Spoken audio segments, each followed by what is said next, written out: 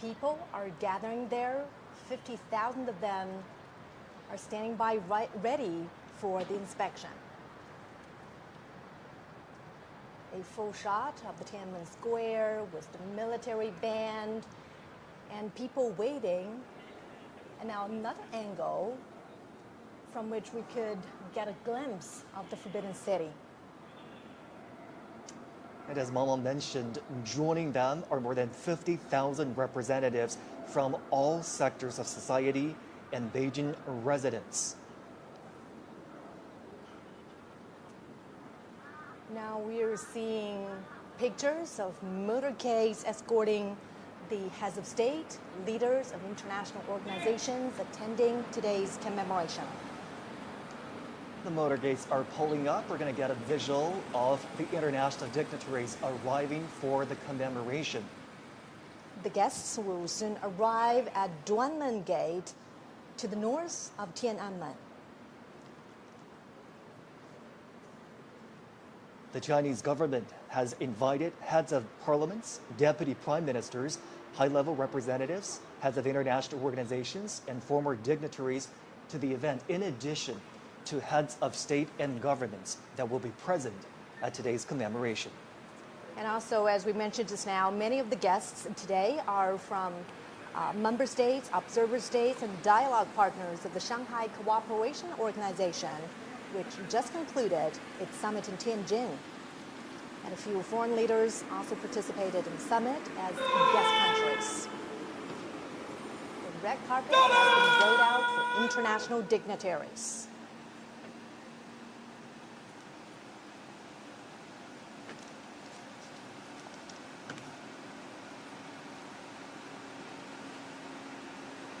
If you're just joining us now, international dignitaries are arriving at a red carpet rolled out for them at the Duanwu Gate. Now here comes Kamel al-Wazir, the presidential envoy of the Arab Republic of Egypt, and he's also the deputy prime minister of Egypt.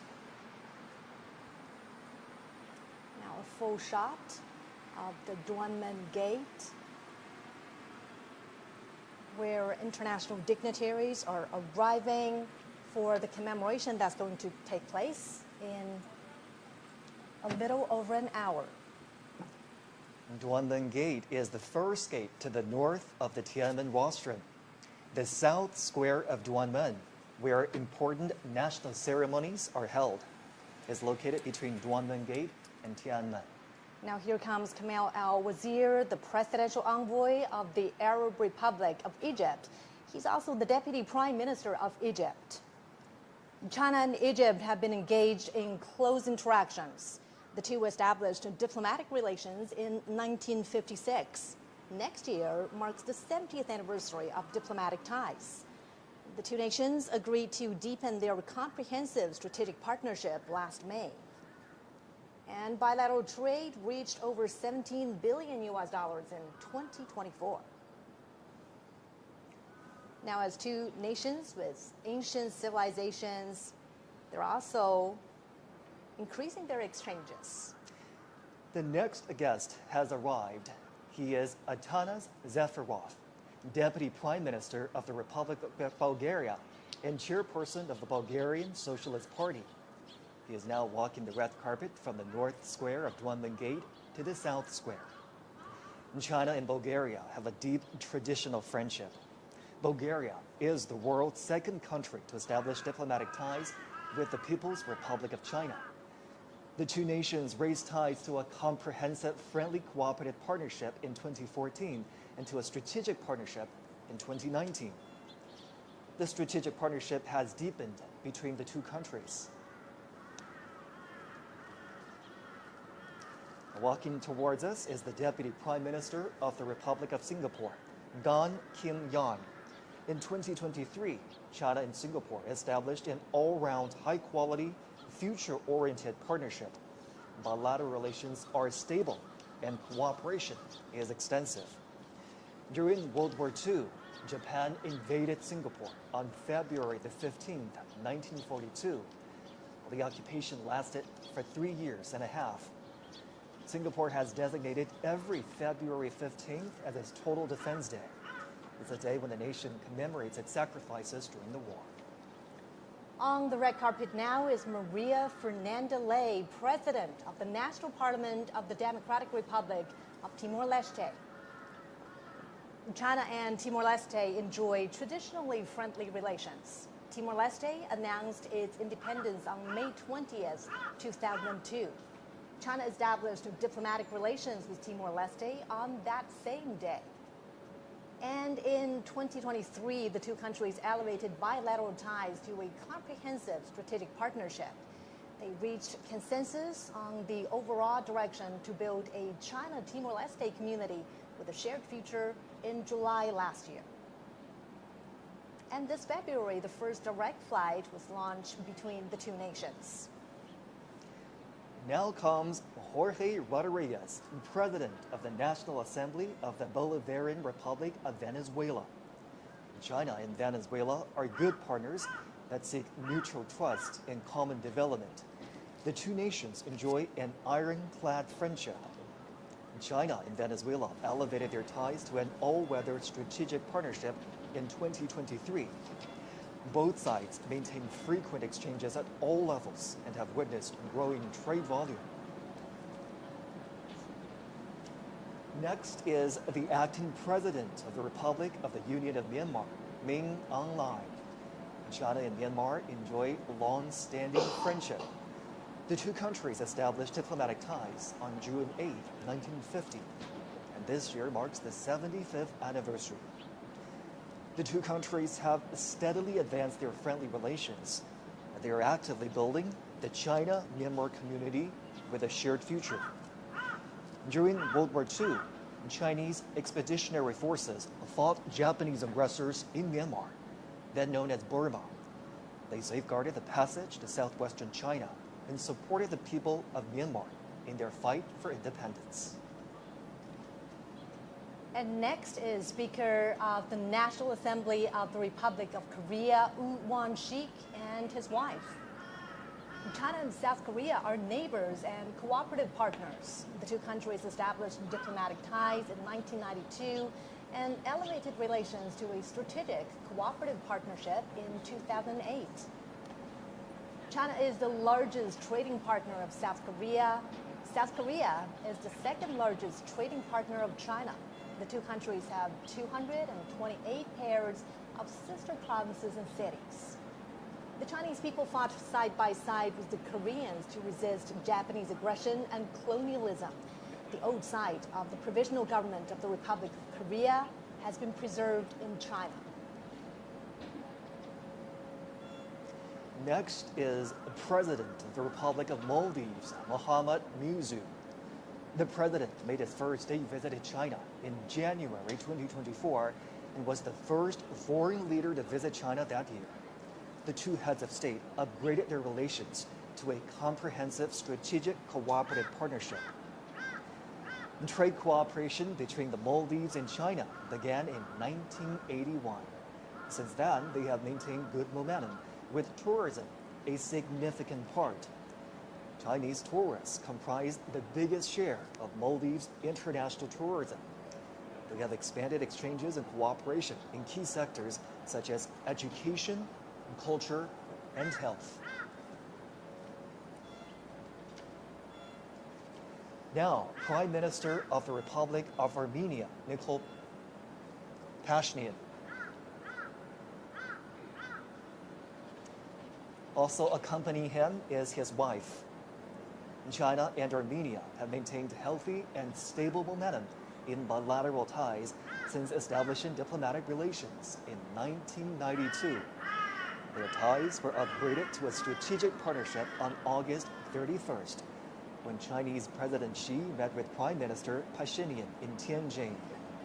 In 2024, bilateral trade rose 15% to $1.8 billion. In January 2020, their mutual free visa policy took effect. The two nations enhanced their connectivity by launching their first direct civilian flights in September 2024. Walking on the red carpet right now is the Prime Minister of the Slovak Republic, Robert Fico. In 2024, he paid a visit to China as the two sides celebrated the 75th anniversary of diplomatic ties. And during that visit, China and Slovakia elevated their relations to a strategic partnership. China and Slovakia have maintained a positive momentum in the development of their relations and steadily expanded their cooperation in various fields. Slovakia was a guest of honor in the fourth China Central and Eastern European Countries Expo in Zhejiang province this May. And as the Second World War dragged on, the Slovaks launched a resistance movement against Nazi Germany. With unremitting courage and determination, the Slovakian people contributed to victory in the World Anti-Fascist War.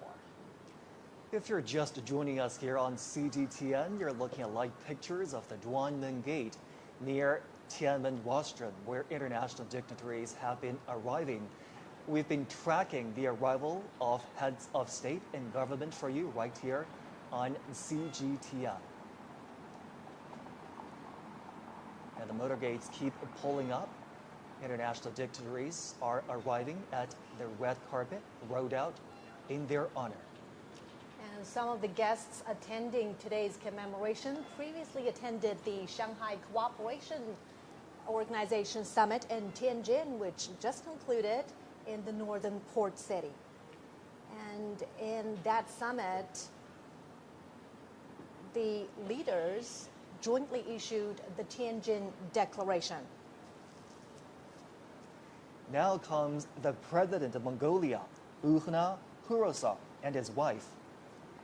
China's land border with Mongolia is the longest at 4,710 kilometers. The two countries have been deepening mutually beneficial cooperation over the past 70 years since they established bilateral ties. They have achieved a rapid development and significant outcomes in relations in more than 2 decades. China has been Mongolia's largest trading partner and investor. Bilateral trade reached over $18 billion in 2024, 10% higher than the previous year.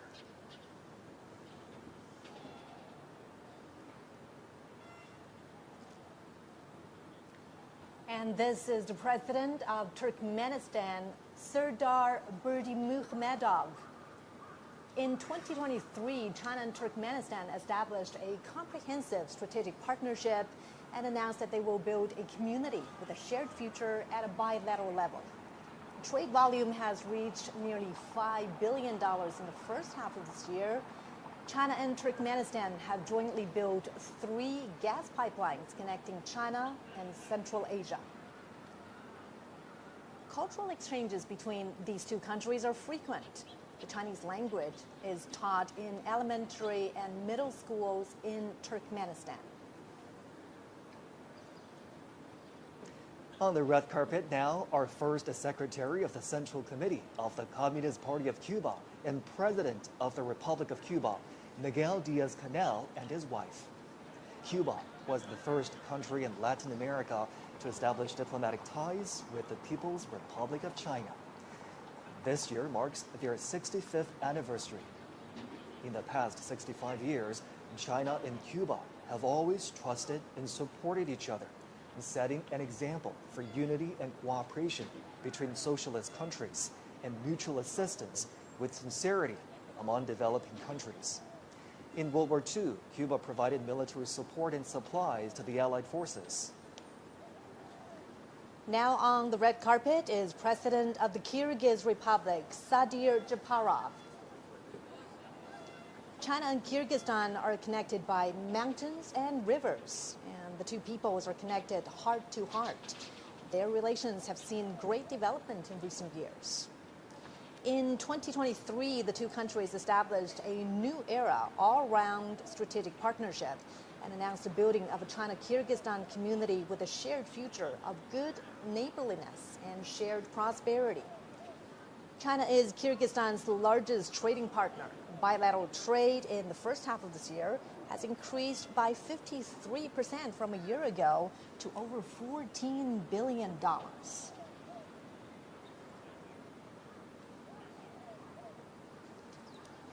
Watching live pictures now from the Unmanned gate where international guests are arriving for a welcome ceremony here.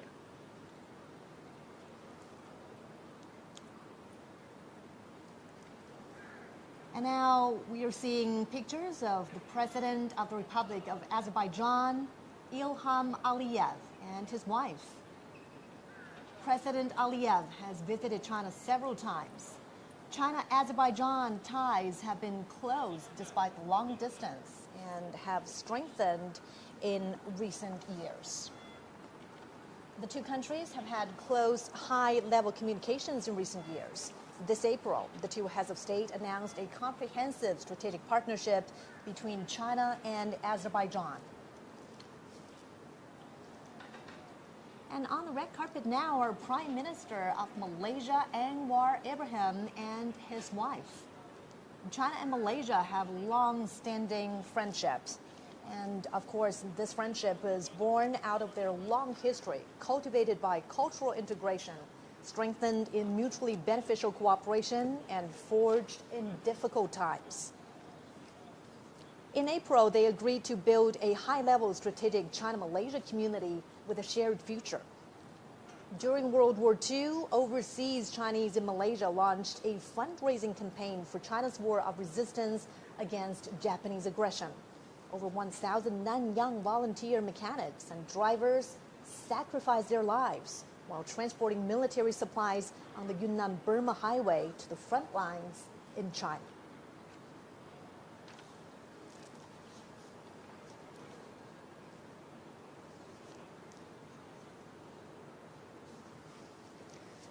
Now you're looking at live pictures at the Unmanned gate where international dignitaries are continuing to arrive for a red carpet that's rolled out in their honor. The Unmanned gate is just north of the Tiananmen rostrum.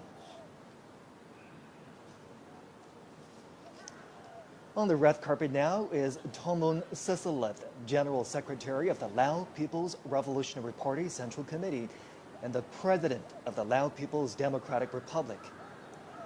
China and Laos have a long history of friendship. They're good neighbors and comrades.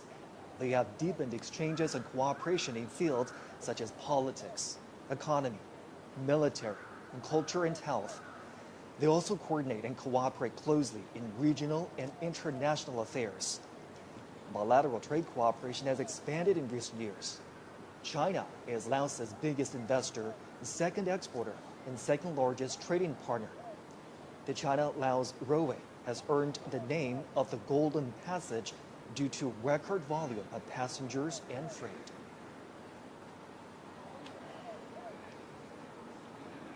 We're watching live pictures from the heart of Beijing, from inside the Forbidden City, the Unmanned gate, where the red carpet is rolled out for international dignitaries attending the commemoration to mark the 80th anniversary of China's victory in the Chinese People's War of Resistance against Japanese aggression, as well as the World Anti-Fascist War. Heads of state and government are continuing to arrive at Unmanned gate. This is just north of the Tiananmen rostrum. It's a short walk to the Tiananmen rostrum. China held another commemoration to mark its V-Day 10 years ago in 2015, and it was in that commemoration that heads of state as well as leaders from international organizations also attended. This is certainly a show of solidarity.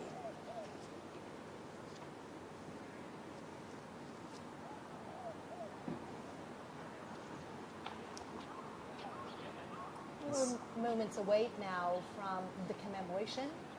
It's going to begin in less than an hour.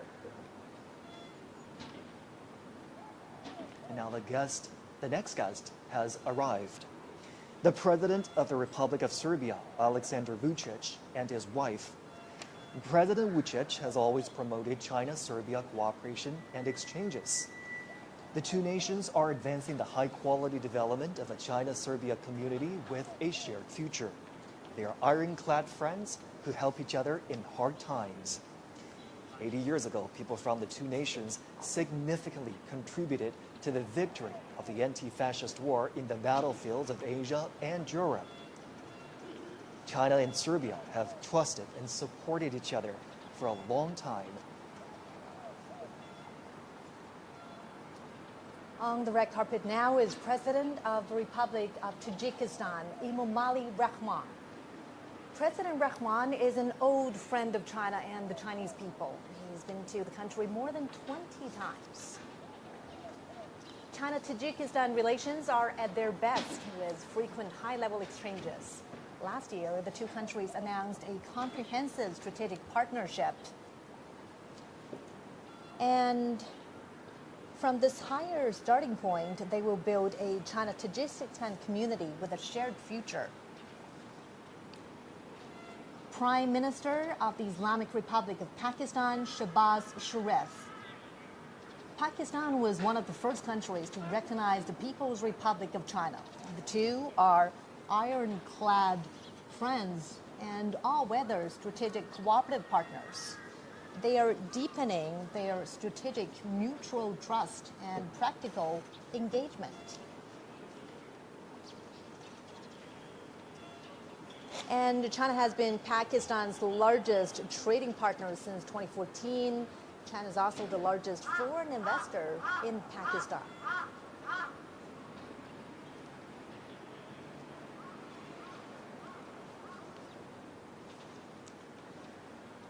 Next, the President of the Republic of Belarus, Alexander Lukashenko. This is Lukashenko's 16th visit to China. China and Belarus have treated each other with sincerity and trust.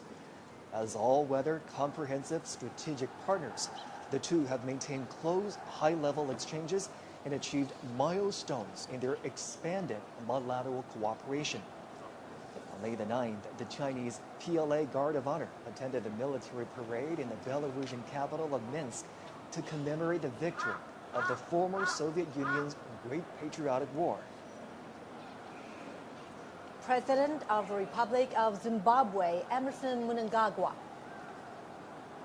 In 2024, President Mnangagwa made a state visit to China and attended the China-Africa Cooperation Forum Summit in Beijing. He did his military training in China in the 1960s and had a deep bond with the Chinese People's Liberation Army.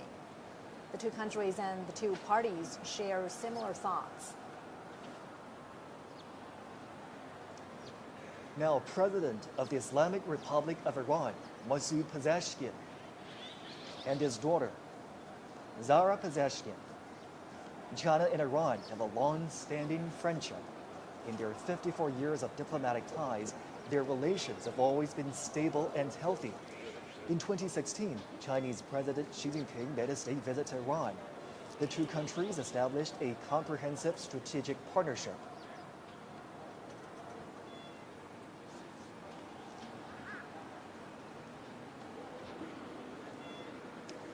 Next is the President of the Republic of the Congo, Denis Sassou Nguesso. Among African leaders, he is one of those who has made the most visits to China and met with Chinese President Xi Jinping. The two heads of state have a deep friendship. The Republic of the Congo is China's ironclad friend.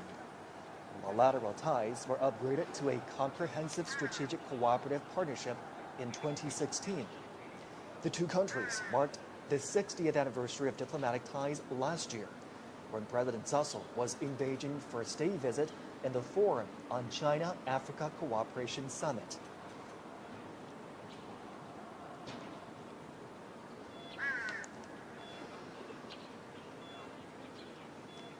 Next, the King of Cambodia, Norodom Sihamoni. China and Cambodia have enjoyed long-standing friendship. The two peoples have interacted for their mutual benefit. This April, they elevated bilateral relations to an all-weather China-Cambodia community with a shared future in the new era. It's the first time China has upgraded ties with a Southeast Asian country to such a level. And walking on the red carpet are President of the Republic of Uzbekistan, Shavkat Mirziyoyev, and his wife. President Mirziyoyev has been to China many times.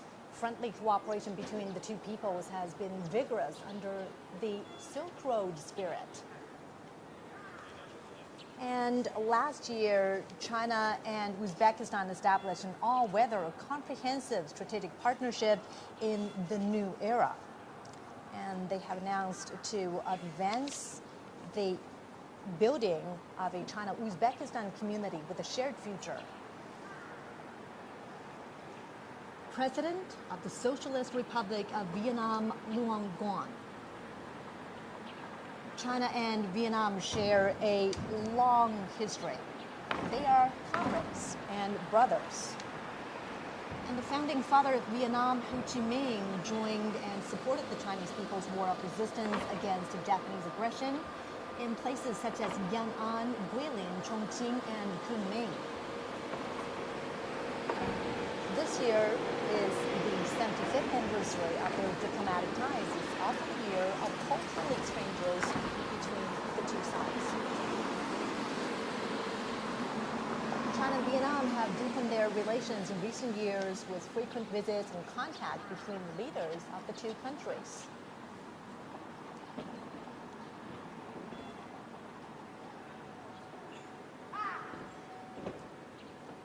And now, Prime Minister of Nepal, KP Sharma Ali, and his wife.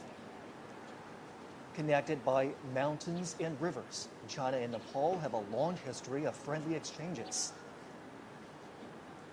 This year is the 70th anniversary of their diplomatic ties.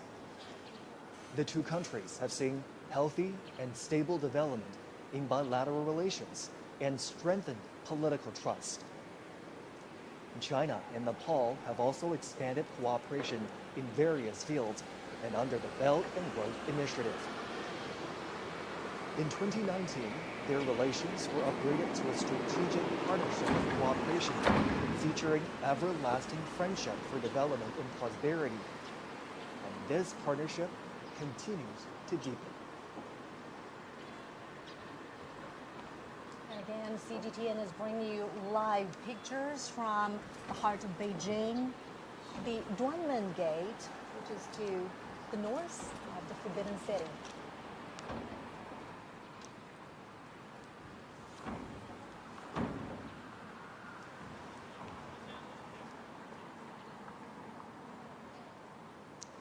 On the red carpet now, President of the Republic of Kazakhstan, Kassym-Jomart Tokayev. China and Kazakhstan relations have been tested by changes and challenges, but they always remain at a high level. China and Kazakhstan raised bilateral ties to a permanent, comprehensive strategic partnership in 2019. In 2022, they pledged to build a community with a shared future defined by lasting friendship, a high degree of mutual trust, and sharing weal and woe. In June, Chinese President Xi Jinping was in Kazakhstan for the second China-Central Asia Summit. There, the leaders agreed to forge a China-Central Asia spirit of mutual respect, mutual trust, mutual benefit, and mutual assistance for the joint pursuit of modernization through high-quality development. The two countries have achieved milestones in educational, cultural, scientific, and technological cooperation. The two countries have 26 pairs of sister provinces and cities. Beijing and Astana, their capitals, are sister cities. Next is the General Secretary of the Workers' Party of Korea and President of the State Affairs of the Democratic People's Republic of Korea, Kim Jong-un. China and the DPRK established diplomatic ties on October 6, 1949. The DPRK was one of the first to establish ties with the People's Republic of China. Linked by mountains and waters, China and the DPRK are friendly neighbors. This year also marks the 80th anniversary of Korea's liberation.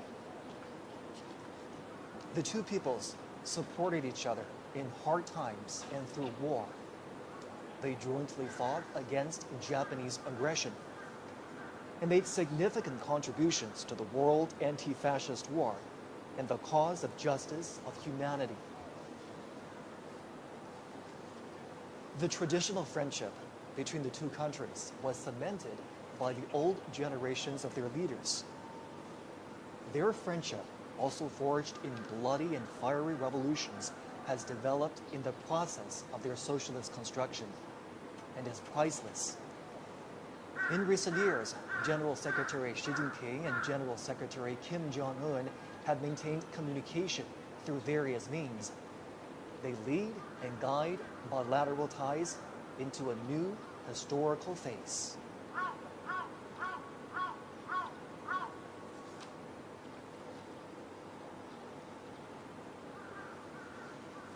At the invitation of Chinese President Xi Jinping, dozens of heads of state and government will attend today's commemoration in Beijing. On September 3rd, China marks its V-Day. And this is the 80th anniversary of the victory in the Chinese People's War of Resistance against Japanese aggression and the World Anti-Fascist War.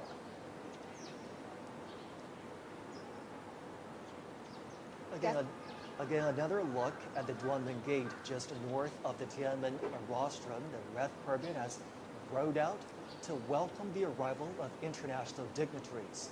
We've been tracking the arrival of heads of state and government for you right here on CGTN. One by one, their motorcades pulled up, and the leaders arrive for the commemoration of the 80th anniversary of the victory of the Chinese People's War of Resistance against Japanese aggression and the World Anti-Fascist War.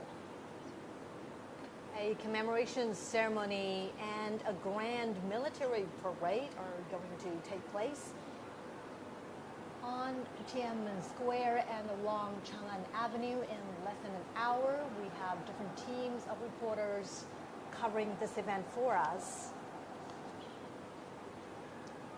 Obviously, the military parade will be the highlight of the day and the highlight of the commemoration. We do understand that new armaments and equipment will be shown in that military parade. They are domestically made, and also they are all active combat gear. And at this moment, the Tiananmen Square is decorated and ready for the commemoration. Troops and armaments, as we speak, are lining up along Chang'an Avenue. They're ready for the inspection of the Commander-in-Chief.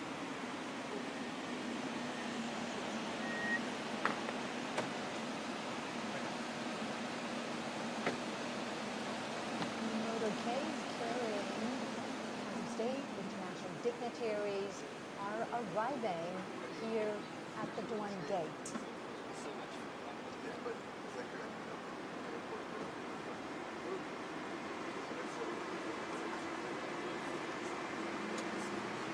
On the red carpet right now is President Prabowo Subianto of the Republic of Indonesia. He arrived early this morning, and China welcomes his arrival. He's here at the invitation of Chinese President Xi Jinping. Now, under the strategic guidance of the two heads of state, China and Indonesia have opened a new chapter of jointly building a community with a shared future. During World War II, Chinese people living in Indonesia donated money and supplies. Many of them returned to China to join the resistance and became heroes.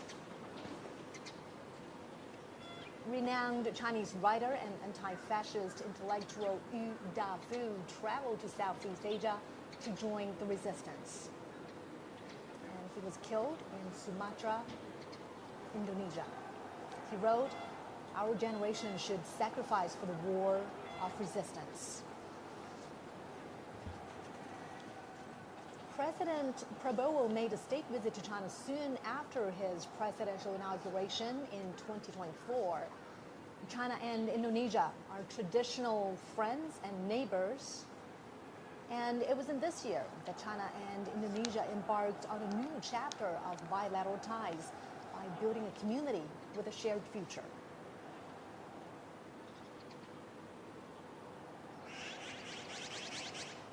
International dignitaries are continuing to arrive at Unmanned Gate, just north of the Tiananmen rostrum in the heart of the Chinese capital. There, a red carpet has been rolled out in honor of the visiting dignitaries. They are heads of state and government who will be participating in the commemoration today of the 80th anniversary of the victory of the Chinese People's War of Resistance against Japanese aggression and the World Anti-Fascist War. Later on, a military parade will take place on the Chang'an Avenue, an east to west major thoroughfare, cutting right through the heart of the Chinese capital, Beijing. CGTN will have full coverage of the commemoration today. Make sure you do stay with us right here on CGTN.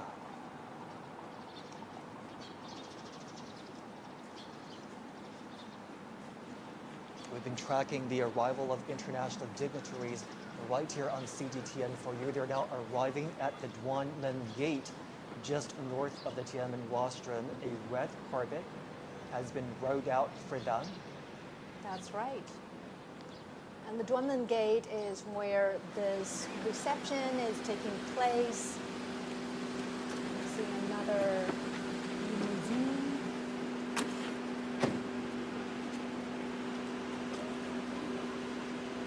President of the Russian Federation, Vladimir Putin. Putin has been to China many times since 2013, either for state visits or international conferences. Relations between China and Russia are at their historical best. Their ties are characterized by long-term friendly good neighborliness and mutually beneficial win-win cooperation. In the new era, China-Russia relations are more self-confident, firm, and resilient. From May 7th to 10th, President Xi Jinping made a state visit to Russia and attended commemorations in Moscow of the 80th anniversary of the victory of the Soviet Union's Great Patriotic War. In World War II, China was the main battlefield in Asia, and the Soviet Union was the main battlefield in Europe. They were central to resistance and combat against Japanese militarism in Nazi Germany. They made decisive contributions to victory in the World Anti-Fascist War. China and Russia are expanding mutually beneficial cooperation in all aspects. Bilateral trade has reached a high of over $244 billion last year. And China and Russia have active cultural exchanges and close cooperation at local levels. They have 168 pairs of sister provinces and cities, and there are also dozens of provincial-level economic partnerships.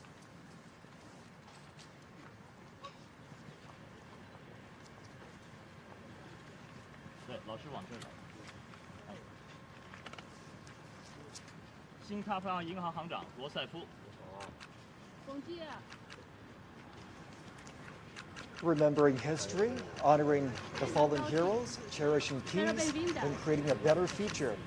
This is our special program commemorating the 80th anniversary of the Chinese People's War of Resistance against Japanese aggression and the World Anti-Fascist War. Nice to see you again. 很高兴再次见到你。 Arrived and are meeting 新西兰前总理克拉克。 and his wife. Good to see you again. 习主席很高兴再次见到你。 Watching right now, 日本前首相鸠山由纪夫。 Madame Peng Liyuan are welcoming international dignitaries 罗马尼亚前总理勒斯塔塔 at the 塞。 south square of Unmanned Gate. Nice to meet you. Welcome to China. These are 夫人。 heads of international organizations that are walking 您好， down the 我是他夫人。 They received by the Welcome to Chinese China. president and his wife. That's right. 澳大利亚前州长 A 安杜 decade 鲁斯。 ago, on September Welcome to 3rd, China. it was also 我来自澳大利亚。 here where Chinese President Xi 联合国副秘书 Jinping 长 and 李 his 军华。 wife, Madame Peng Liyuan, welcomed 联合国 international 粮农 guests 总干事屈冬玉、 commemoration of the 70th anniversary of the 上河 victory 秘 of 书 the 长 Chinese People's War of 经理 resistance 群行长、 against Japanese aggression 亚信秘书长、 anti-fascist war. 上合反恐机构主任、吉安条约组织秘书长、独联体秘书长、欧亚经济委员会执行委员会主任、 Many of the 希腊 guests 前总理帕潘德里欧、 today 意大利前总理达莱马、 Shanghai 瑞士前总理毛雷尔、 Tianjin 比利时前首相莱特姆、 匈牙利外长 That's 西 right. 亚 And 尔多、 President Xi says 尼加拉瓜顾问 SCO is a 主席您好，劳雷很高亚诺、兴见到您。 world peace and development. It is the first 孟加拉国 grouping 临时政府国家安全顾问 the vision of global governance, 早上好，文莱 featuring 皇家武装部 extensive 队司令。 consultation and joint contribution for shared benefit and 巴 an 西 effort 政府 to 代表大 practice 使高旺 true multilateralism. 巴西总统首席 He 特别 also 顾问 said 阿莫 the 林， SCO always stands on the side of international 土耳其 fairness 总统代表外 and 长费 justice, 丹， champions inclusiveness and mutual Good morning. learning 土耳其总 between 统代表 civilizations 能源部长 and opposes Welcome to hegemonism. China. 埃及副总理，新加坡副总理严金勇， And also at that Tianjin summit, President Xi 委内瑞拉全国 proposed 代表大会主 global 席罗德里格 governance 斯， initiative 保加利亚副总理 because 扎 on 菲罗夫， members to adhere to sovereign Welcome. equality, 我来自保 abide 加利亚， by 很高兴见到 international 你 rule。of law, practice 东帝汶议 multilateralism, 长费尔南达， advocate people-centered approach, 韩国国会 focus 议长 on 宇元 taking 直， actions.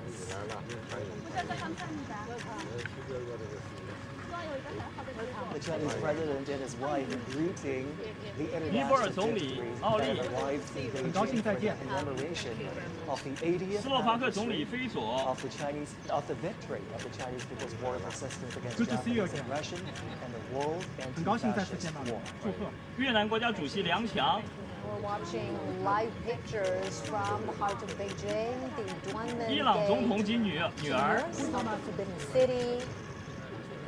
Dozens 米昂莱代总统， state leaders of international organizations 阿塞拜疆总统和 arriving 夫人 on the red carpet. In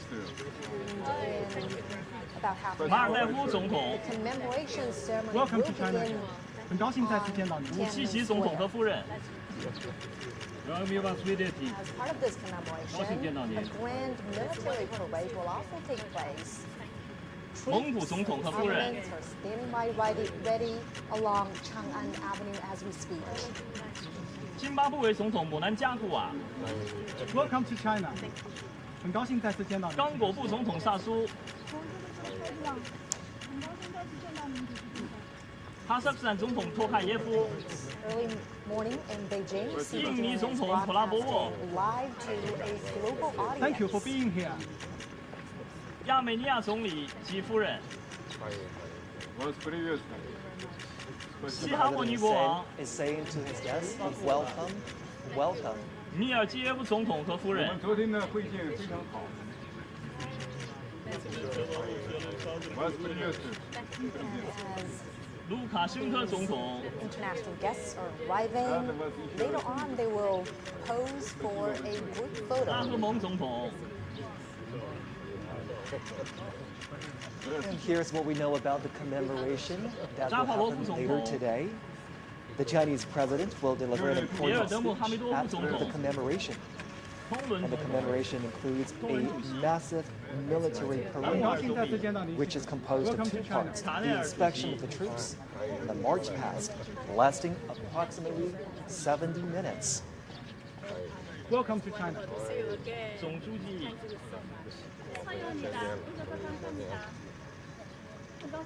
The Chinese president and his wife welcoming guests arriving for the commemoration. And now they're walking towards a group photo where the arriving international dignitaries will take a group photo together with the Chinese president. We are certainly marking a significant anniversary today on September 3rd. China is commemorating the 80th anniversary of the victory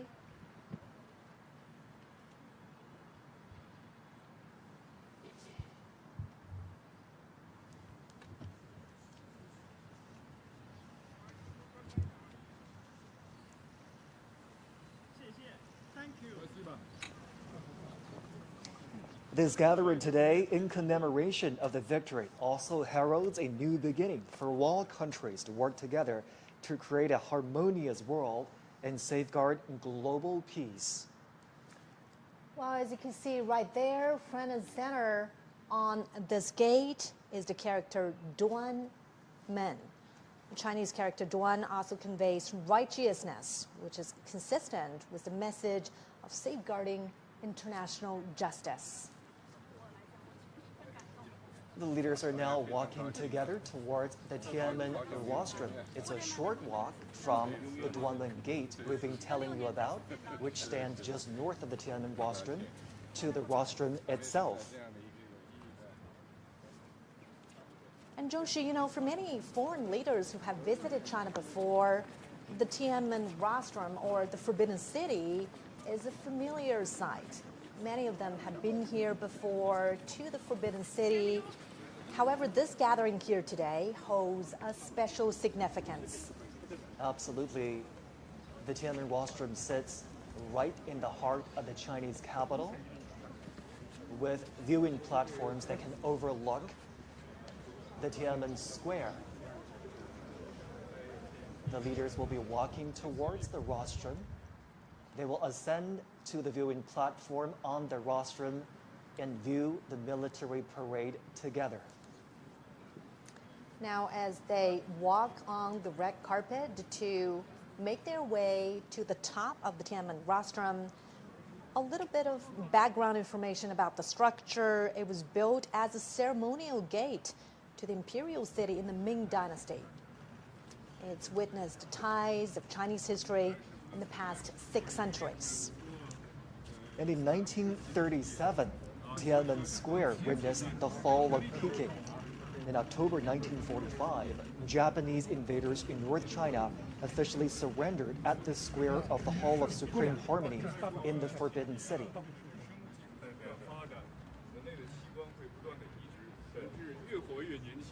Today's commemoration is certainly a big national event, a military event as well, as troops and armaments are standing by ready for the inspection. It is also a significant diplomatic event, as heads of state, leaders of international organizations are convening here to review the commemoration and the parade. The leaders are making full use of this time as they walk together to the Tiananmen rostrum, engaging in friendly chit-chat and conversations. And today, the Tiananmen rostrum, steeped in the depths of history, will again witness new glory.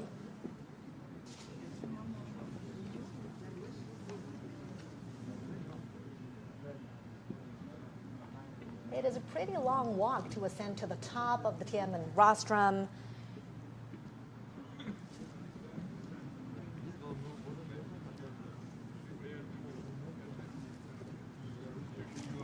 Decades ago, World War II ended with over 100 million casualties among soldiers and civilians worldwide.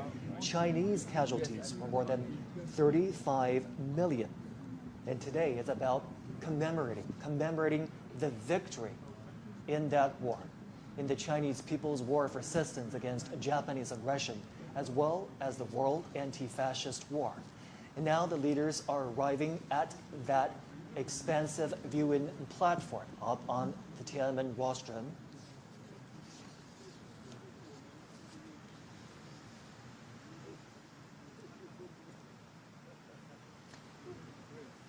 And we understand that some of the veterans of the War of Resistance were given their own viewing spots on top of the Tiananmen rostrum.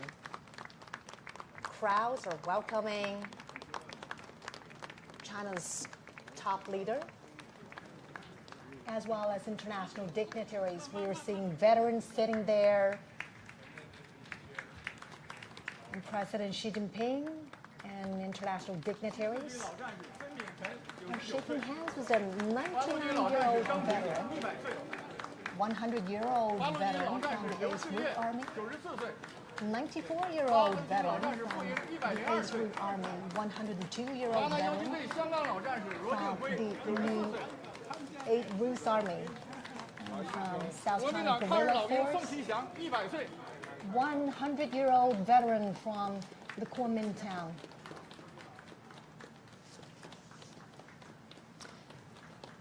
And during the fight against the Japanese aggression, the Chinese people established a national united front to safeguard their homeland.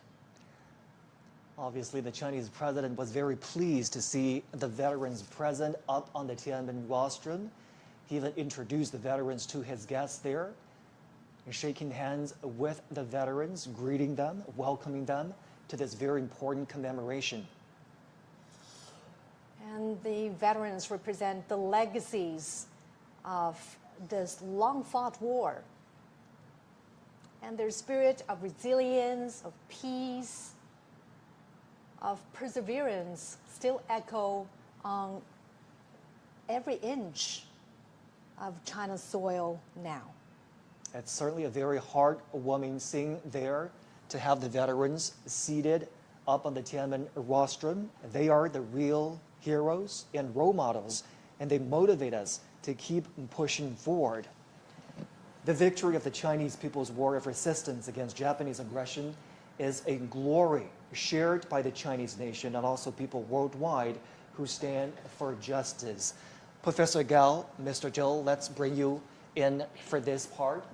Obviously, the veterans are seated, out there on the Tiananmen rostrum so that they have an opportunity to participate in the commemoration today. What do you make of that arrangement, Professor Gao? Well, I think this is really the right thing to do because they fought against the Japanese aggressors.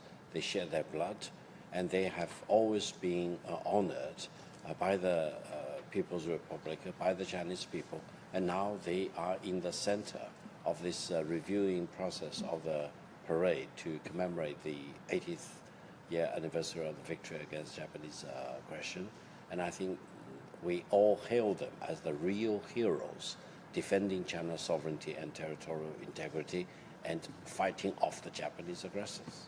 Real heroes and real witnesses, not only to the atrocities of the war, but more importantly to the final victory. And we're so happy that they get to see the commemoration today. Mr. Zhou, your thoughts? Well, I think I can't agree more with Victor Gao about the importance of having these veterans standing on Tiananmen Square.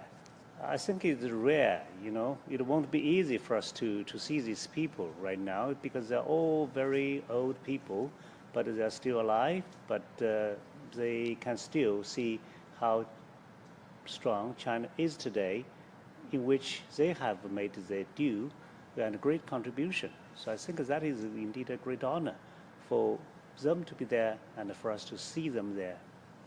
Now, many of these veterans fought under extremely harsh conditions: poverty, famine, the lack of military resources. What does their perseverance teach us about the spirits of, resilience and courage? And, besides honoring them in events like this, what more could we do, Professor Gao, to really weave their legacies more into everyday life? I think these veterans 80 years ago, or more than 80 years ago, fought against Japanese aggressors not only as soldiers, but they were true representatives of the Chinese nation, true representative of the Chinese culture and the Chinese civilization. In their bodies, I can see the most splendid and the glorious part of the Chinese civilization. So they became the epitome of the Chinese nation. They became the epitome of the Chinese civilization. And by shedding blood for their own motherland, by fighting off foreign aggressors, they set an example for the future generation. So now we honor them as our national hero, and the younger generation draw inspiration from these veterans and learn lessons from them, and we become redoubled in our commitment to defending peace and defending China and defending the Chinese culture and ultimately the Chinese civilization. Obviously we're commemorating this day. We're inviting veterans up on the Tiananmen rostrum to carry on the spirit of the war of resistance against the Japanese aggression. Mr. Zhou, how do we do that? How do we make sure that the spirit of perseverance, the spirit of never surrender, the spirit of defending your motherland lives on in today's world? Well, these people are actually old soldiers, right? And old soldiers never die. So what they have left us are actually a litany of fine traditions. But if you look at the PLA today, you would find it so interesting to see that how small they were at that time and how ill-equipped they were at that time. But on the contrary, today, China is almost the opposite, right? China is having the largest armed force in the world, and in a moment we're going to see all the modern weaponry and combat platforms. But still, this kind of fine traditions are basically in the heart and in the blood of our modern-day soldiers, because that's really, really matter, for us if you are going to another war. So you have to think of where you come from, right? And what kind of traditions are already placed in you. So these people basically are the very sources of a fine tradition. How can remembering their sacrifices and contributions inspire values that are still relevant today? Professor Gao. Well, I think they are the true Chinese nationals and our heroes. But allow me to mention, behind these veterans, I also see those who fell on the battleground, who really sacrificed their lives for the Chinese nation. So I think we not only see these veterans who are the true representative of those heroes fighting against Japanese aggressors, but they are also representatives of all the millions of the Chinese soldiers who shed their blood, who sacrificed their life, and they too become the national heroes for the current generation of the Chinese nation and the future generations. And I think by honoring them, we honor ourselves, we honor our national history and our Chinese civilization, and we honor peace. That is the most important thing. You know, we talked about international solidarity towards ending the Second World War, and the international solidarity is also present today with the turnout of those international dignitaries that have arrived in Beijing. You're looking at live pictures of the Tiananmen Square that's fully decorated for the commemoration today. There are the year-marking installations that show the years 1945 and 2025.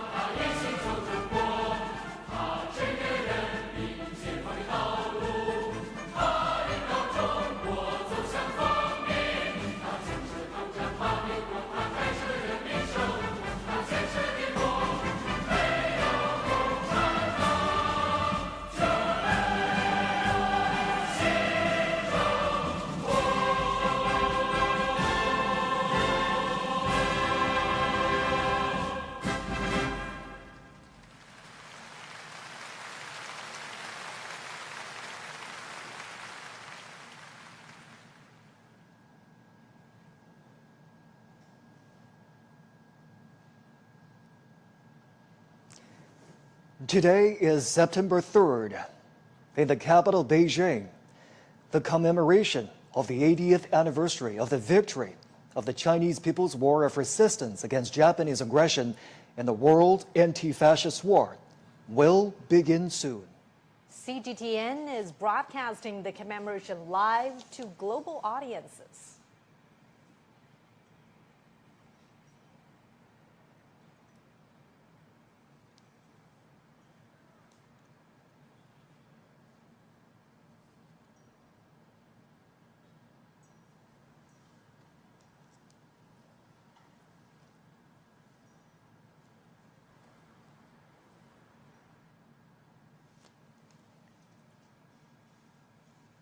We're now watching live pictures from the Tiananmen Square.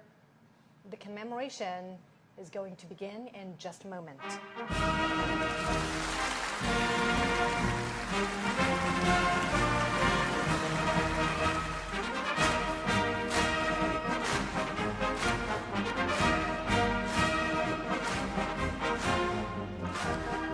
State and party leaders Xi Jinping, Li Qiang, 赵乐际、王沪宁、蔡奇、丁薛祥、李希 and Han Zheng have come to the Tiananmen rostrum.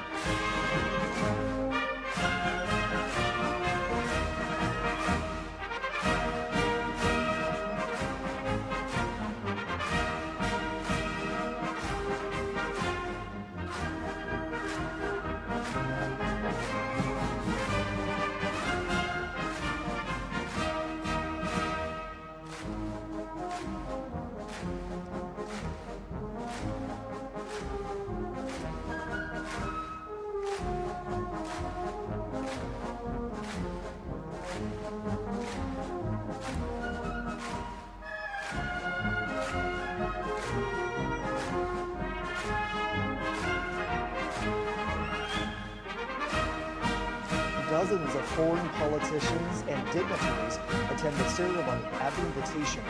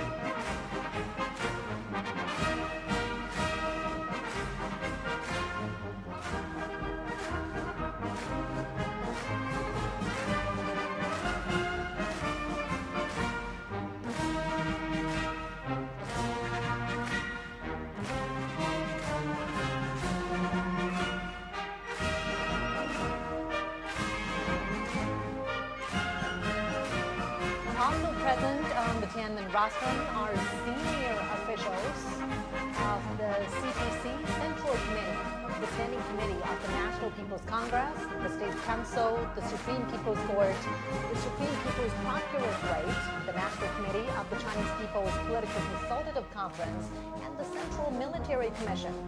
Retired leaders of the party and the state, some veteran soldiers who participated in the War of Resistance, representatives of Kuomintang veteran soldiers who had fought the Japanese aggression, family members of Kuomintang high-ranking officers who had died in the War of Resistance, representatives of those who received awards for their service, and representatives of Hong Kong, Macau, and Taiwan compatriots, as well as overseas Chinese, are also present on the Tiananmen rostrum.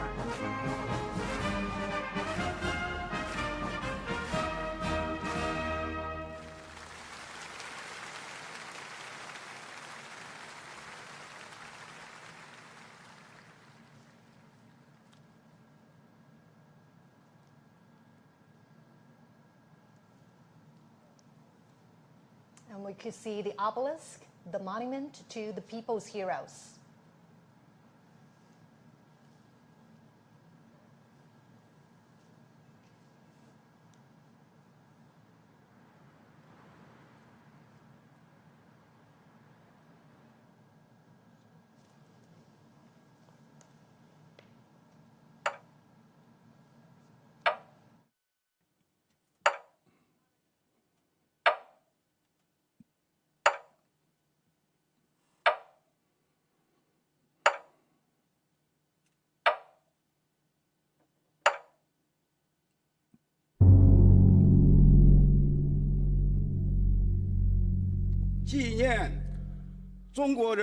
The commemoration of the 80th anniversary of the victory of the Chinese People's War of Resistance against Japanese aggression and the World Anti-Fascist War now begins.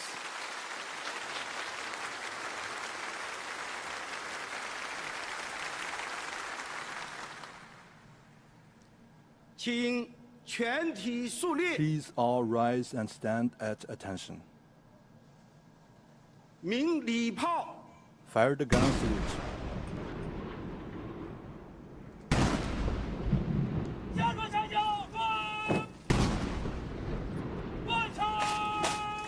Victory of the War of Resistance. The thunder of guns resembles roars of soldiers on the battleground. It is also like a song of triumph, transcending the time and space to tell our fallen heroes. In China today, Determination.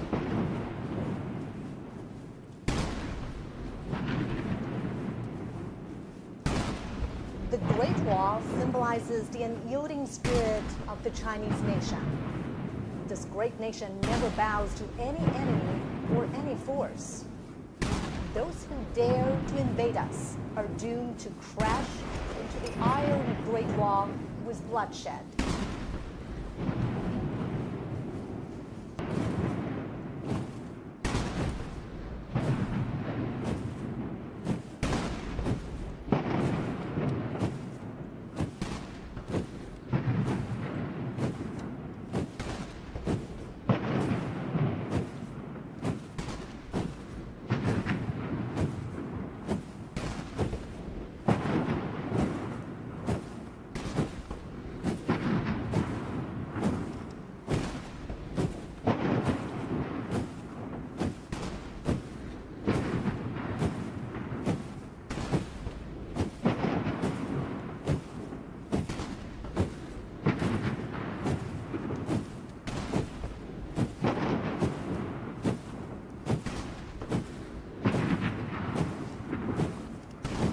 Chinese people's deep love towards the motherland can be seen from the steadfast gaze of the honor guards. When their patriotism erupts like a volcano, there will be no insurmountable hurdles or unachievable feats for them.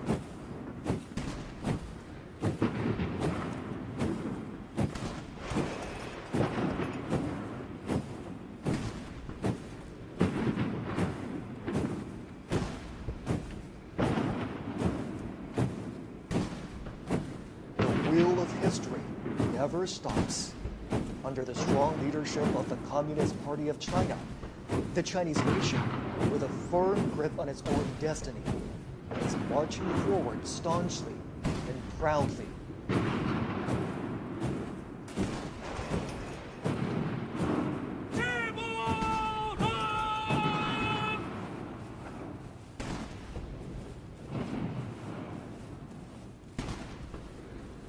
From the monument of the people's heroes to the national flagpole. The national anthem, March of the Volunteers, which was born during wartime, will soon be played. It was written in 1935 in the early years of the war against Japanese aggression.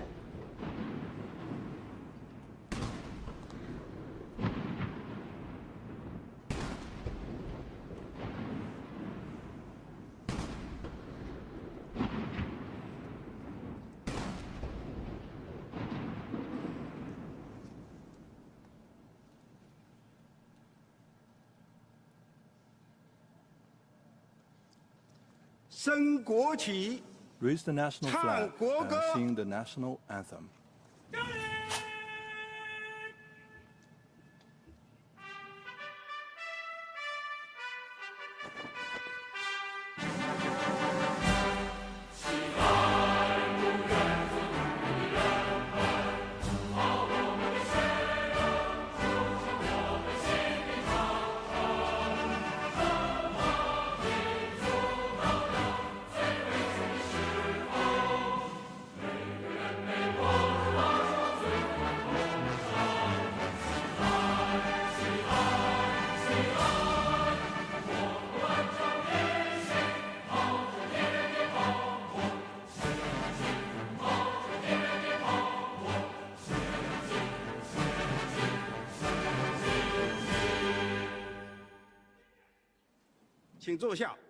Please be seated.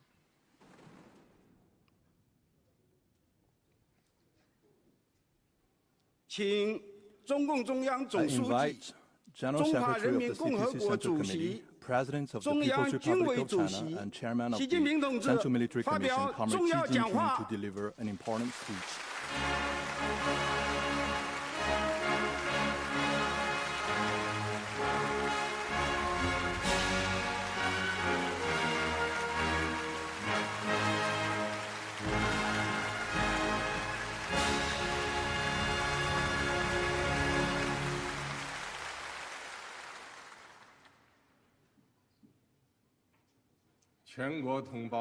All my fellow Chinese across the nation, Your Excellencies, heads of state and government, and representatives of international organizations, distinguished guests, all officers and soldiers participating in the parade, comrades and friends. Today,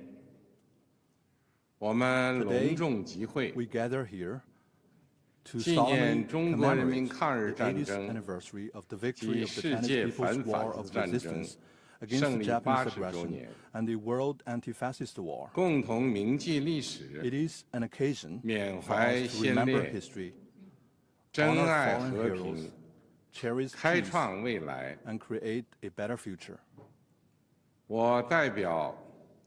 On behalf of the Central Committee of the Communist Party of China, the National People's Congress, the State Council, the National Committee of the Chinese People's Political Consultative Conference, and the Central Military Commission, I would like to pay high tribute to our veteran soldiers and comrades, patriots, and officers who fought in the war of resistance against Japanese aggression, and to the Chinese nationals from home and abroad who made important contributions to our victory.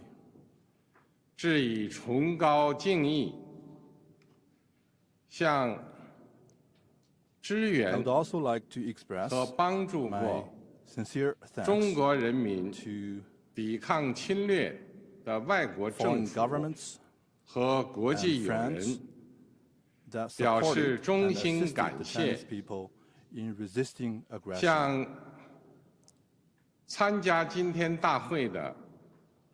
also extend a warm welcome to our guests from around the world who are with us today.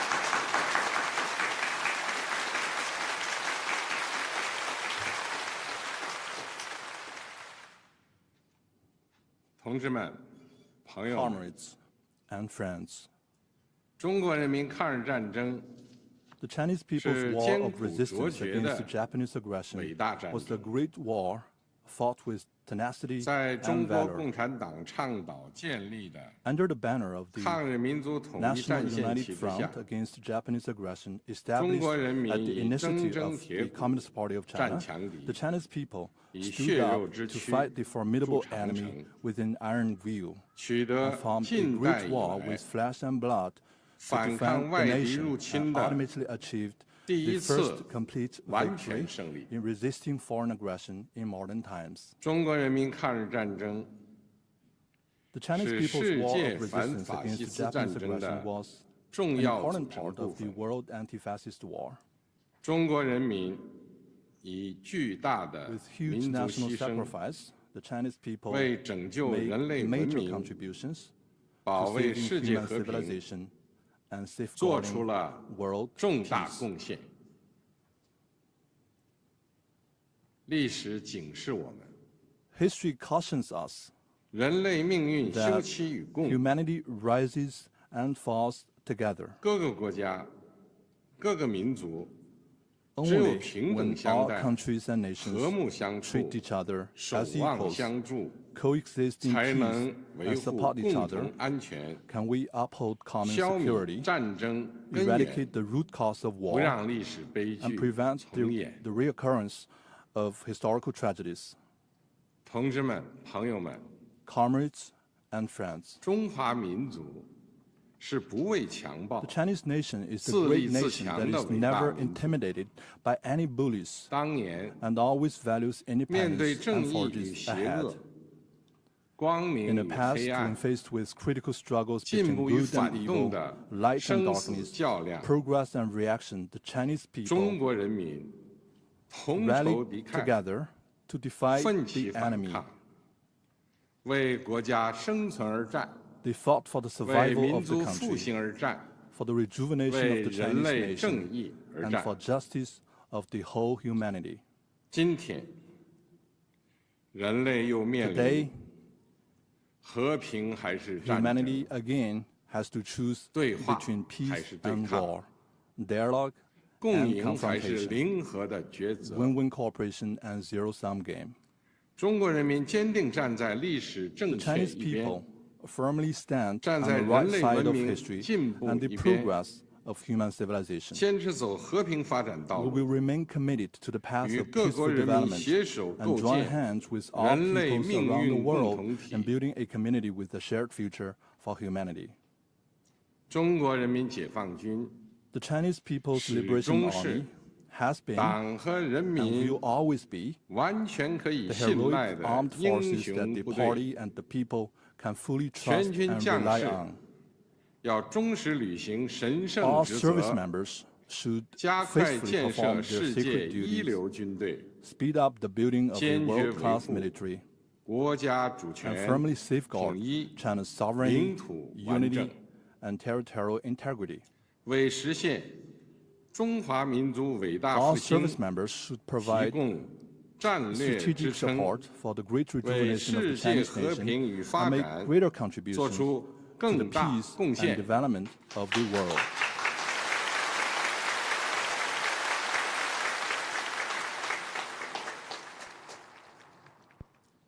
历史承载过去， History 也 carries 启 the 迪未 legacy 来 of。the past and inspires the future. 新时代新征程， On a new journey in a 全 new 国各族 era, 人民 the Chinese people 要在中国 of 共 all 产党 ethnic 坚 groups 强领导 should, 下， under the strong leadership of the Communist Party of 坚 China, 持马克思列宁主 follow 义、 Marxism, Leninism, 毛泽东 Mao 思想 Zedong、thought, 邓小平理 Deng Xiaoping 论、 theory, 三个代表重要思 the 想、 theory of three represents, 科学发展观 and the scientific outlook, and 全面 development, 贯彻新时代 and fully 中国 implement 特 the 色， thoughts on 社会 socialism 主义思 with 想， Chinese characteristics for the new era.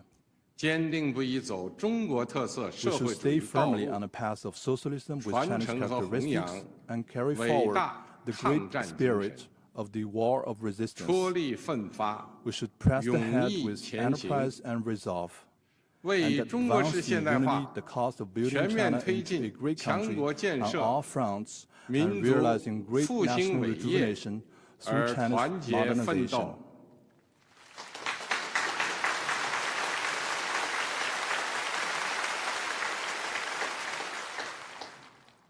中华民族伟大复兴势 The 不可 great 挡， rejuvenation of the Chinese 人类 nation 和平与发展的 is 崇高 irresistible. The 事 noble 业 cause of peace 必 and 将胜 development 利。 of humanity will prevail.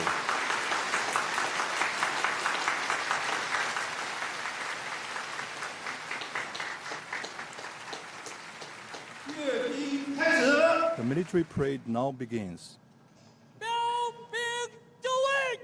Markers in position.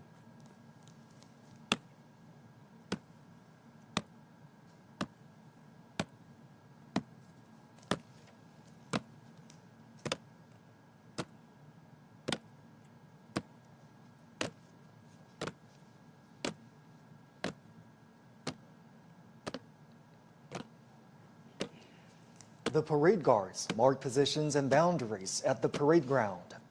60 soldiers will line up in front of the eastern and western ornament columns on the Tiananmen Square.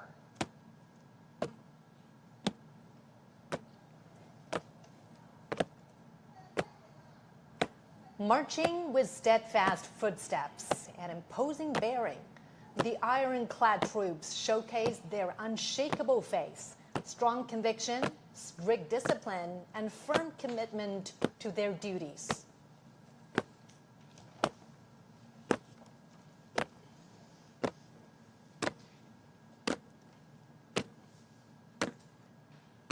Standing firm on the ground of the motherland and bearing the hope of the Chinese nation, the heroic People's Liberation Army has forged ahead dauntlessly throughout wars, achieving great historic feats for the party and the people.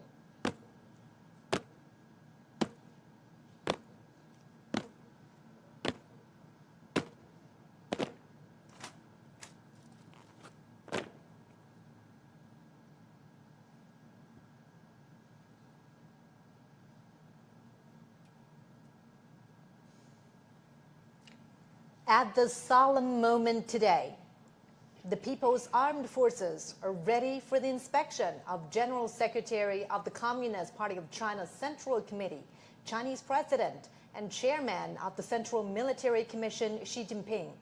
They are also ready to be reviewed by the party and the people.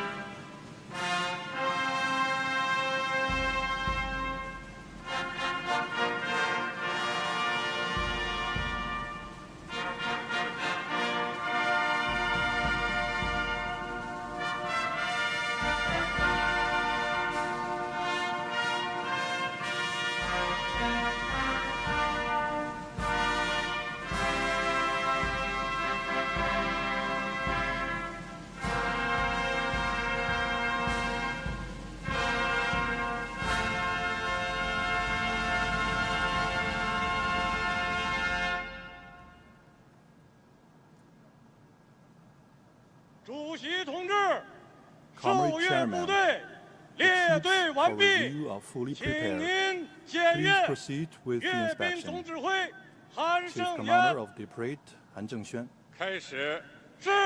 Let's begin.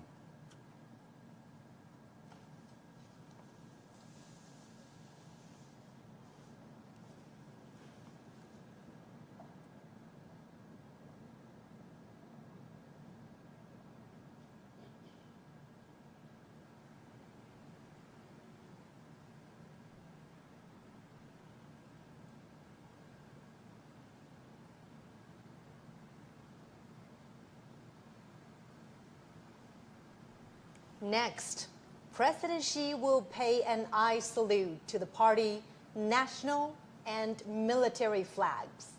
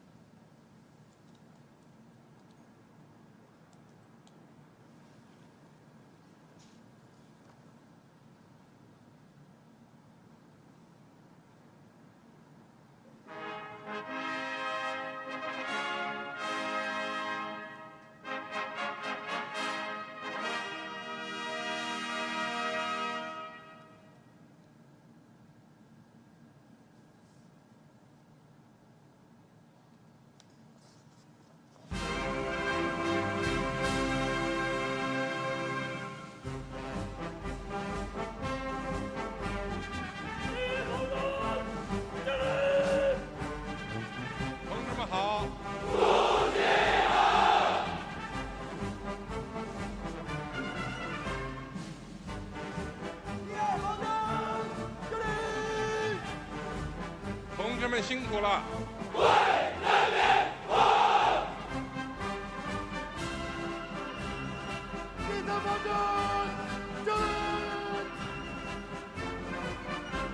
同志们好！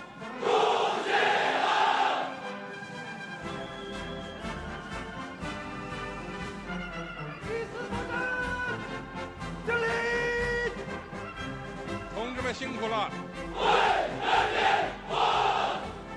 In a typical back and forth, President Xi says, "Salute to you, comrades," and the soldiers reply, "Hail to chairman." The president then says, "Comrades, thank you for your hard work." To which the soldiers reply, "We serve the 同志 people." 们辛苦了！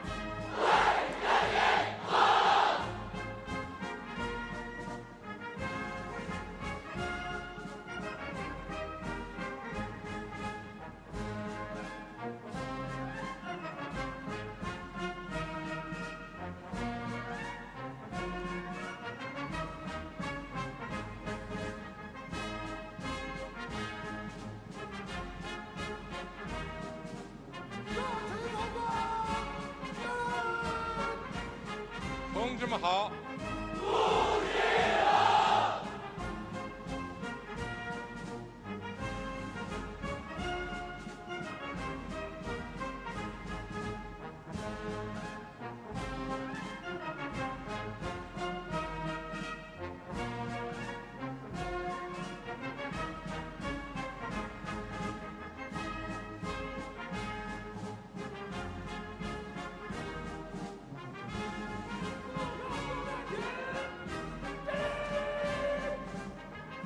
同志们辛苦了！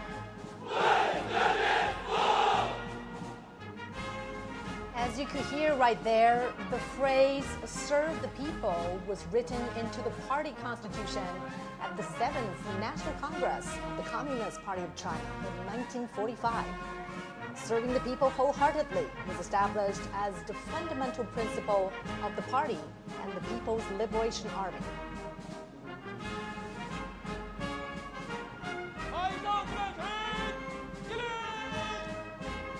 同志们好！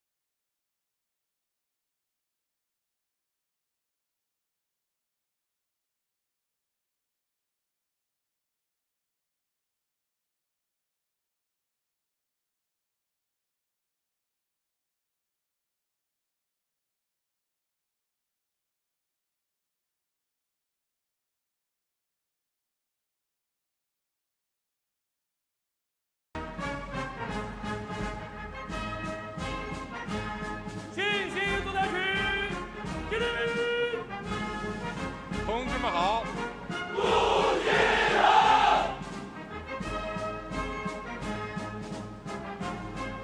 The PLA views itself not only as the defender of national sovereignty, but as an integral part of society with a direct responsibility to safeguard people's well-being. In peacetime, the Chinese military participates in missions that serve the people's interests.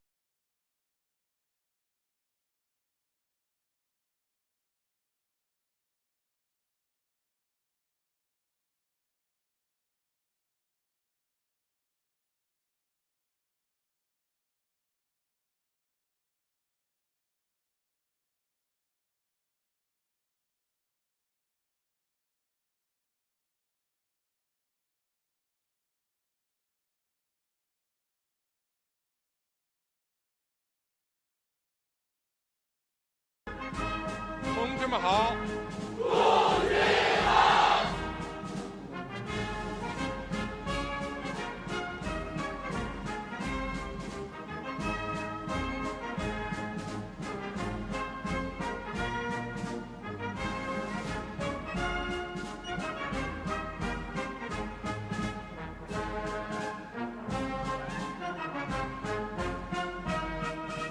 Go!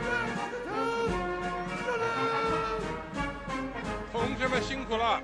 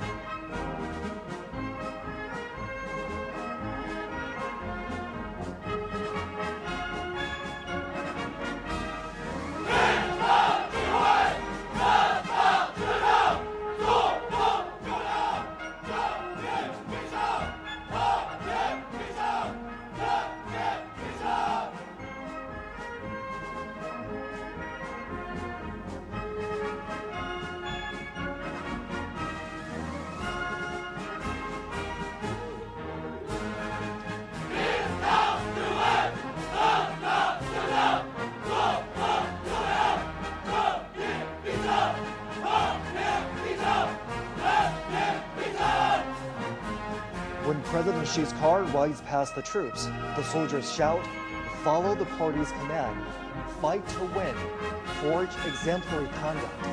Justice will prevail, peace will prevail, the people will prevail."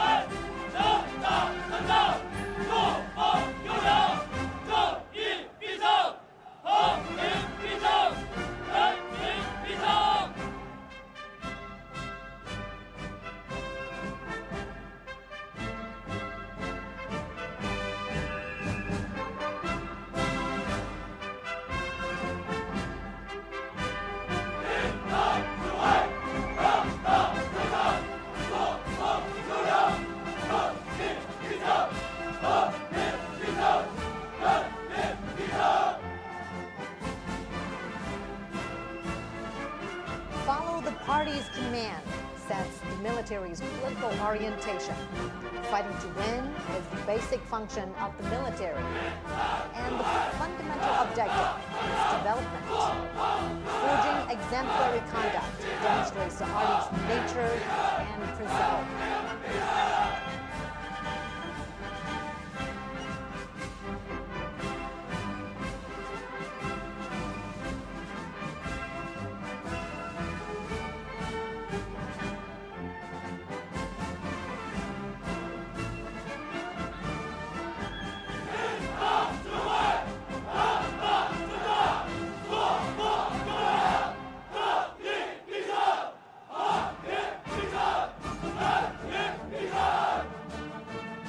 Justice will prevail, peace will prevail, the people will prevail.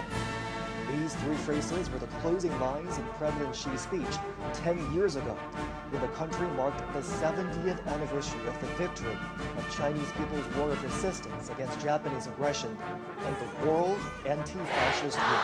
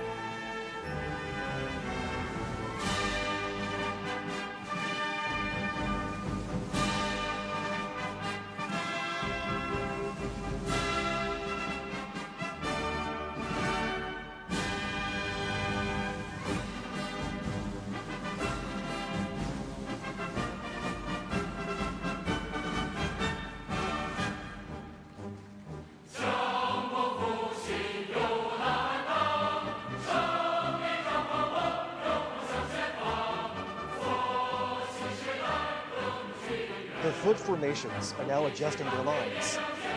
Vehicles and armaments are lining up. They will soon march to the Tiananmen rostrum.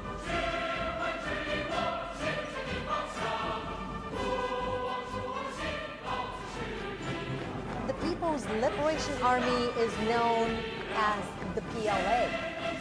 In 1927, its frontrunners were founded by the Communist Party of China. It was originally called the Chinese Workers and Peasants Red Army. This year marks the 98th anniversary of the founding of the PLA.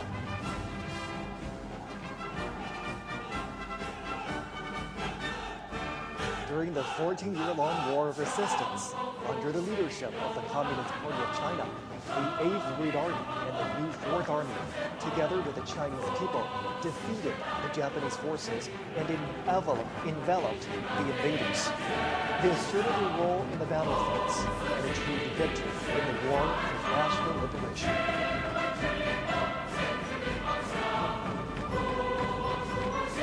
Since the founding of the People's Republic of China in 1949, the PLA has also undertaken the process of national defense, socialist construction, while transforming itself into a more revolutionary and modernized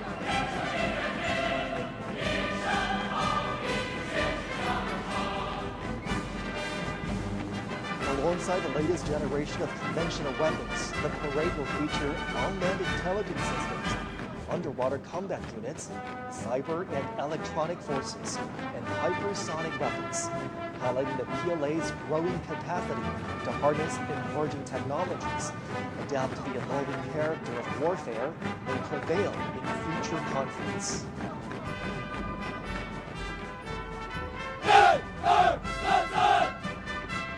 Just as China's weaponry has seen remarkable evolution over the years, the Chinese military has also continuously strengthened itself by reinforcing the premises guidance and advancing comprehensive reforms.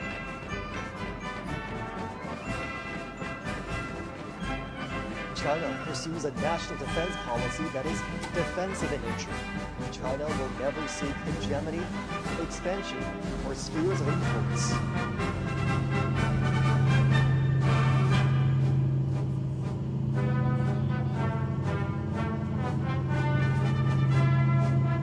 Today, the PLA protects China and its people while making significant contributions to safeguarding world peace. It is the largest contributing country to peacekeepers among the permanent members of the UN Security Council.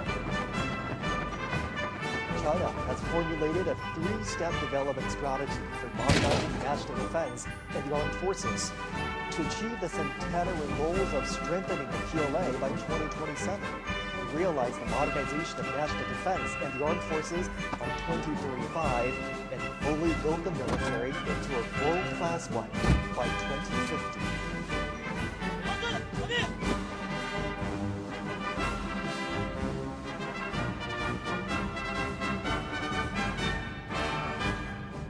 Centenary objectives state that by 2027, China will accelerate the integrated development of mechanization, informationization, and intelligentization, accelerate the modernization of military theory, organizational forms, personnel, and weaponry, and prioritize quality and efficiency to enhance operational efficiency of the military system, and optimize the utilization of defense resources, and promote the synchronized growth of defense and economic strengths.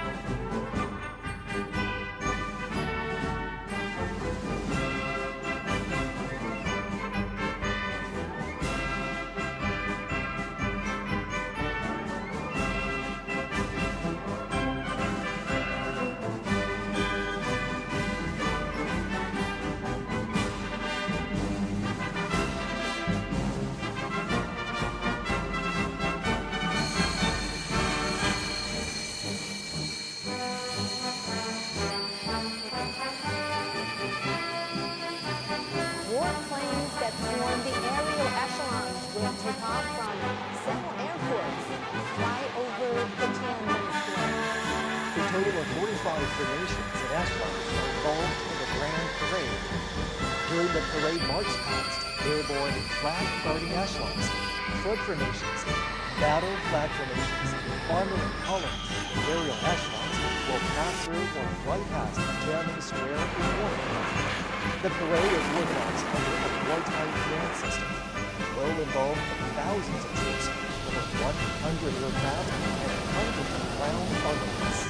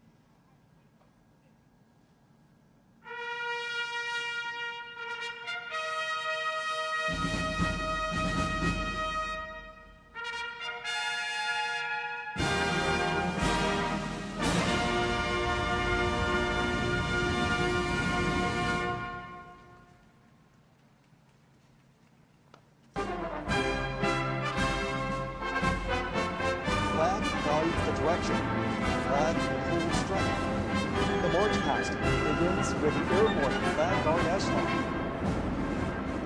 Accompanied by the impassioned military music, the flag of the CPC, the national flag of the People's Republic of China, and the flag of the People's Liberation Army are fluttering high in the air.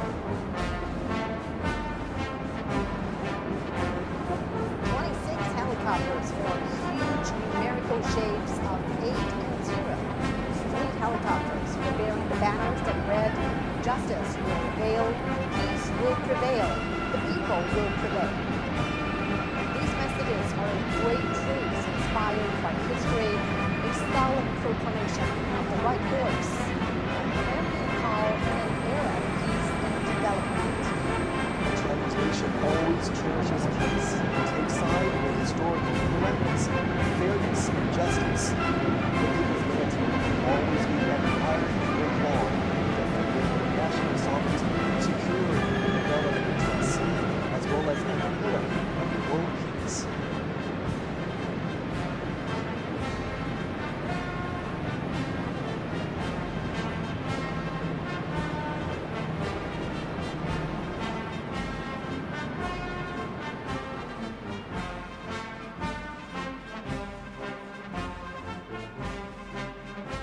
A total of 45 formations and echelons participate in the parade, and most of the weapons and equipment are shown to the public for the first time. It not only embodies the continuation of heroic armed forces during the War of Resistance, but also demonstrates the new look of the people's military in the new era with enhanced political awareness and its new structure and force composition, new progress and modernization, and new achievements in enhancing combat readiness.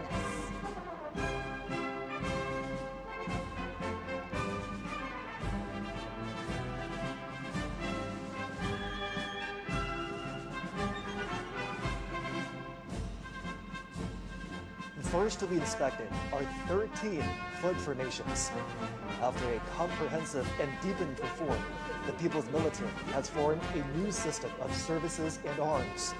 4 service formations, 4 armed formations, and the formation of the Armed Police Force will be holding their respective flags to make a group debut during the parade.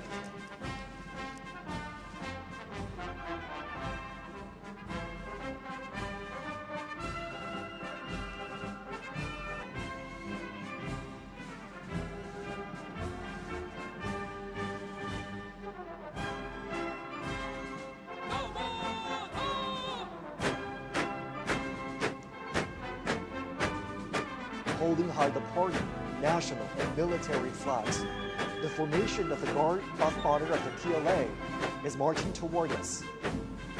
The People's Armed Forces, under the leadership of the CPC, are always the defenders of the country, socialism, and people's interests.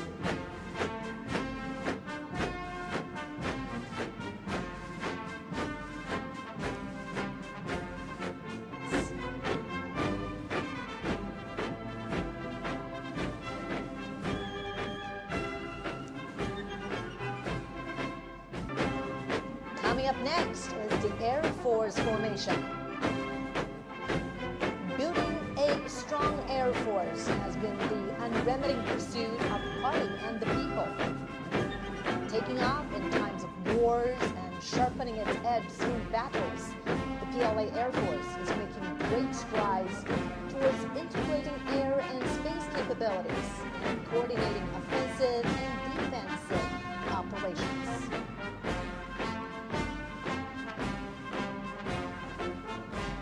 Able to deter wars in all battle spaces.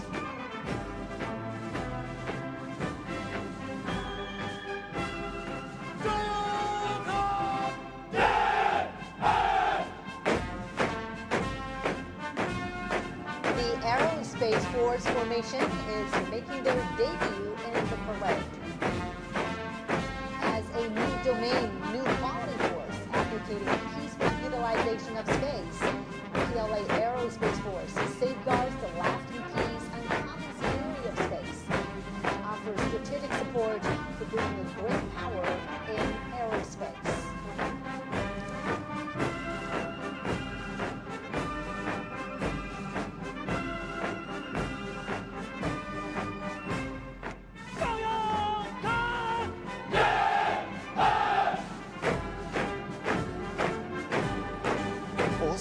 its debut is the Cyber Space Force Formation. China advocates building a peaceful, secure, open, cooperative, and orderly cyberspace. Through building a cyber Great Wall, China decisively safeguards its network security and sovereignty in the digital battlefield.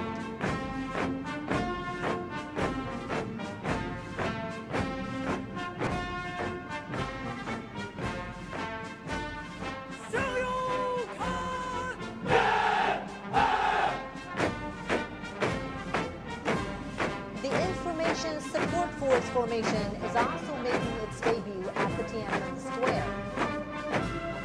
As a brand new strategic arm, the PLA Information Support Force is capable of capturing information heights, strives for innovation and development, and provides support to win informationized and intelligent wars in multiple domains.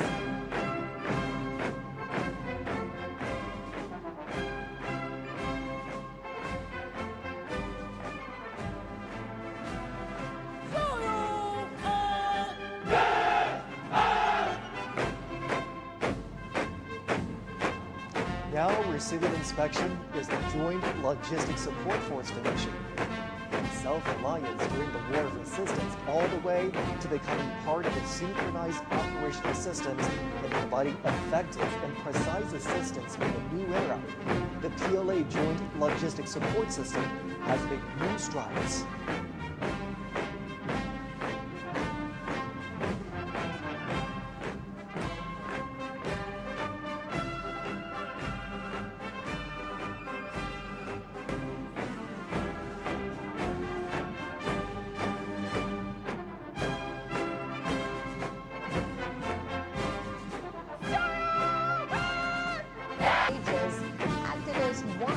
Safeguarding their homes. The red genes have passed on from one generation to another.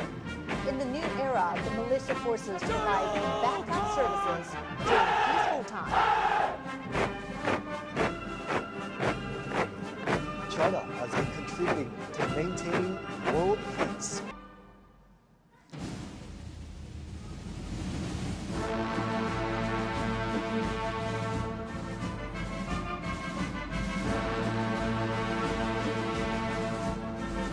With majestic bearing, the 7 combat groups of the armament formations, led by the Banner Formation, are ready to be reviewed. Once utilizing inferior weapons during the War of Resistance, the PLA has accelerated to develop new weapons, including massively deployed killer heavyweight weapons, thus being better equipped to deter enemies and win the war.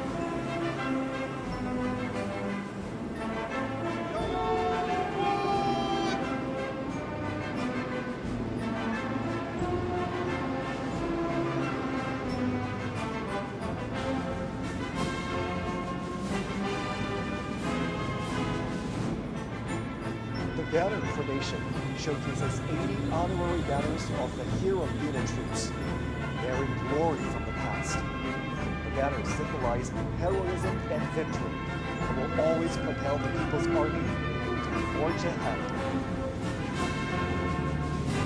4 formations of the Land Combat Group are ready to be reviewed.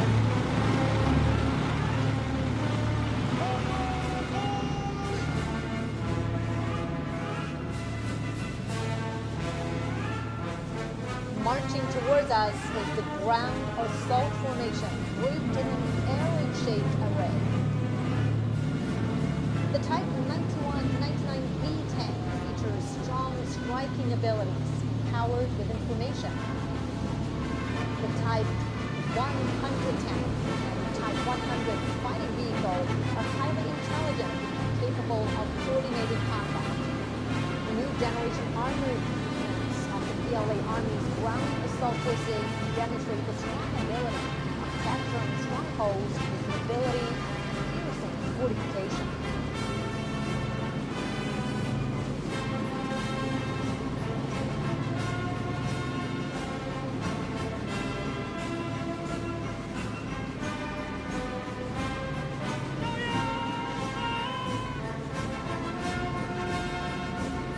Coming up next is the amphibious assault vehicle formation, made up of amphibious wheeled armored assault vehicles, infantry fighting vehicles, and self-propelled howitzers. Capable of storming the shoreline for assault with strong mobility and flexibility, they are key armaments for the Marine Corps to take the lead in landing operations and make key area seizure.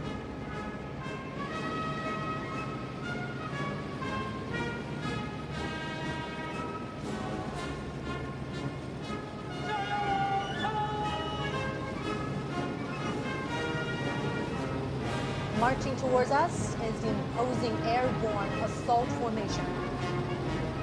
Diverse airborne armaments of the formation are able to make long-distance air drop and provide heavily equipped maneuvering support. They are sharp weapons for the Army to make rapid response and deep strike.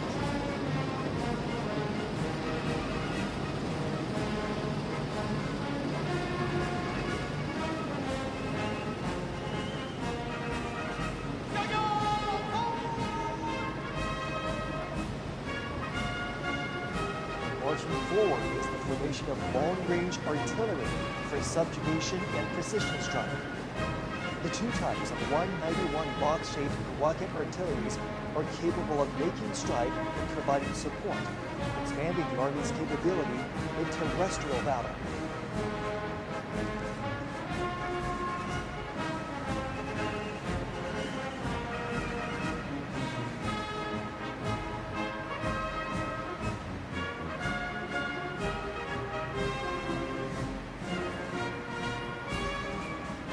Next to be reviewed are three formations of the Maritime Combat Group.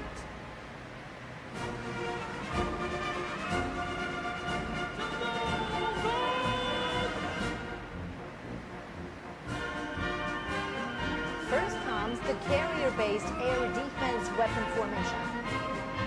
Being reviewed are four types of armaments that compose a three-dimensional system for air defense covering all ranges. The carrier-based laser weapons are strongly capable of precision destruction and consistent strike, defining the new landscape in maritime attack and defense.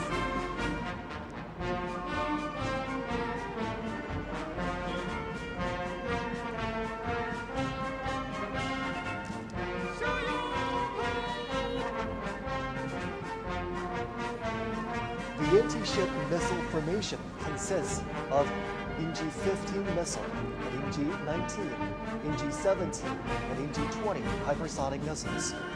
Missiles can be deployed on multiple platforms, such as carrier-based aircraft, surface vessels, and submarines, featuring long-range strike, fast speed, and strong destruction. They're sharp weapons for striking enemies on the sea.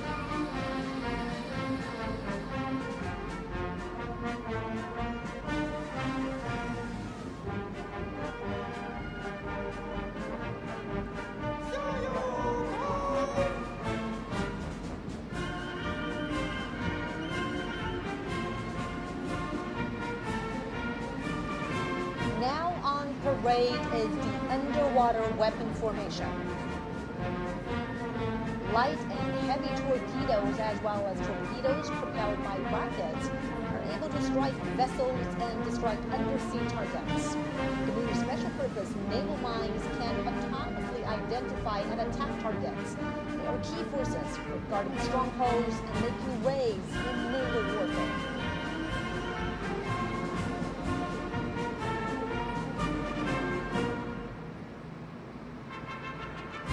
Three formations of the Air Defense and Anti-Missile Operations Group will be expected.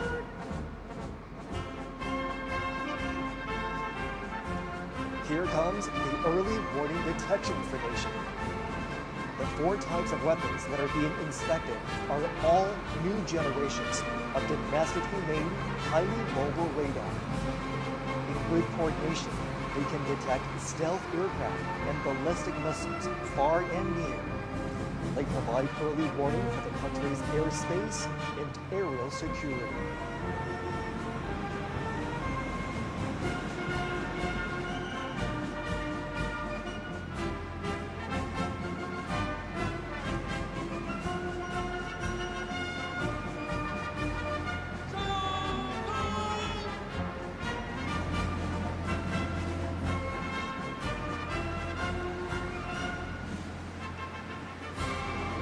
Under review now is the anti-aircraft combat formation.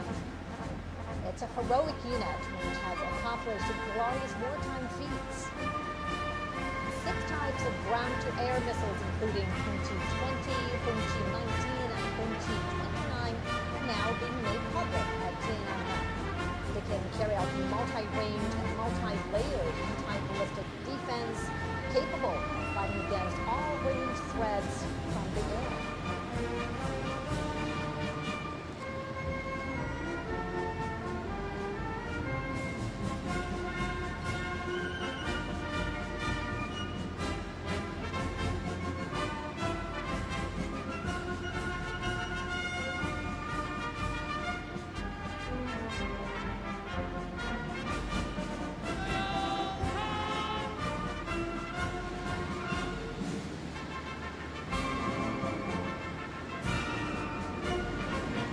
Here comes the anti-drones formation, set to defend the low-altitude domain. It includes anti-drones missile and artillery systems, high-energy laser weapons, and high-power microwave weapons. The trio can work together to disable and destroy enemy drones.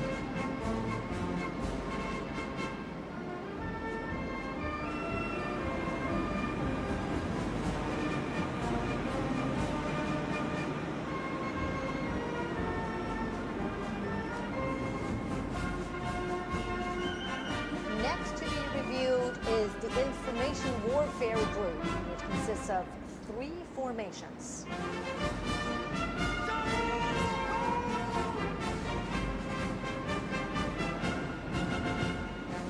Driving towards us is the Cyberspace Combat Formation.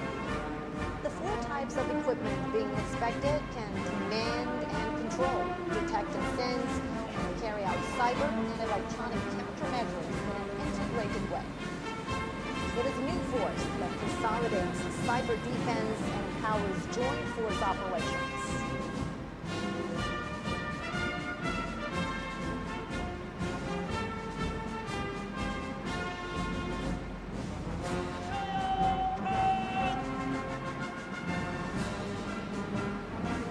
Here comes the electronic countermeasure formation. 5 types of your key equipment are displayed. They can detect and monitor all frequencies and subdue the enemy forces precisely. They are capable of aerial and space countermeasures and disconnecting the enemy networks. They are a crucial force in securing victory on joint multi-domain battlefields.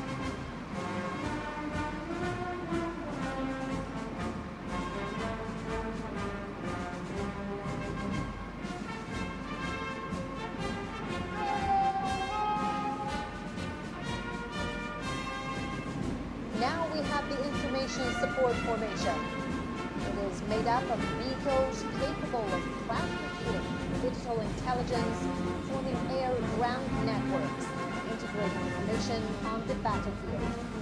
They can quickly establish new types of internet communication systems to support joint operations.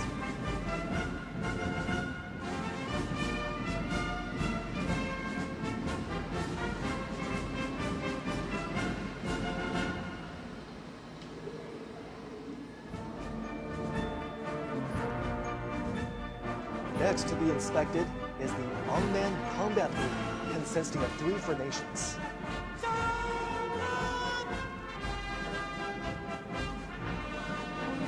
First, we have the Unmanned Land Combat Formation. These unmanned vehicles can carry out various tasks such as reconnaissance, assaults, mine and bomb defusing and removal, and SWAT assistance. They can be operated remotely and are able to move independently, work flexibly in groups, and make intelligent maneuvers. With them, the Army can make coordinated operations between manned and unmanned forces.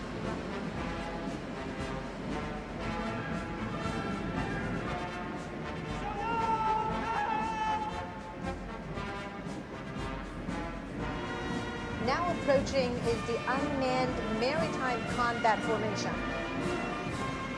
Being reviewed now are new types of unmanned underwater vehicles and unmanned surface vehicles, as well as underwater mine deployment systems, which are capable of hit deployment and blockade, independent target identification, and group-based attacks. They are extraordinary weaponry to win maritime combat.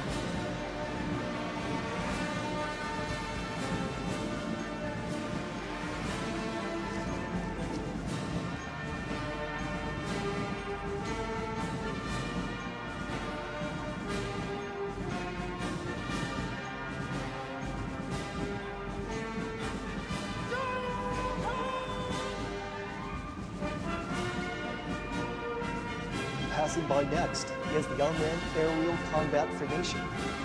The new models of weaponry include reconnaissance and strike drones, unmanned wing planes, unmanned air domination planes, and unmanned aircraft carrier-borne helicopters. Covering a wide range of space, they can attack in a way that is difficult to be detected and can automatically coordinate with one another, creating a new model of future-oriented aerial combat scenario.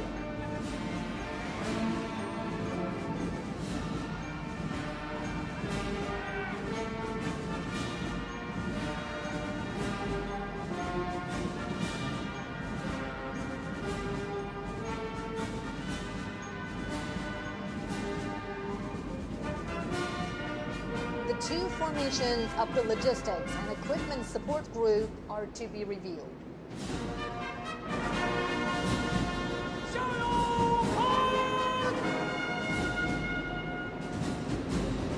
The Logistics Support Formation consists of ambulances, field hospital installations, fuel transport and refueling vehicles, and field hot wheel providing system.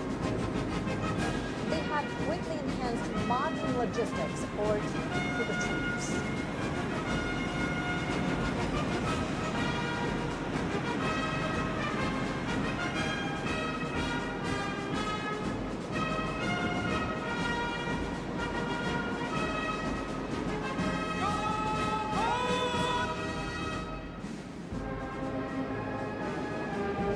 Among the equipment support formation are light repair vehicles, wheeled emergency rescue and repair vehicles, disassembled and assembled repair vehicles, and electromechanical maintenance vehicles, as like an armored hospital for weapons and equipment.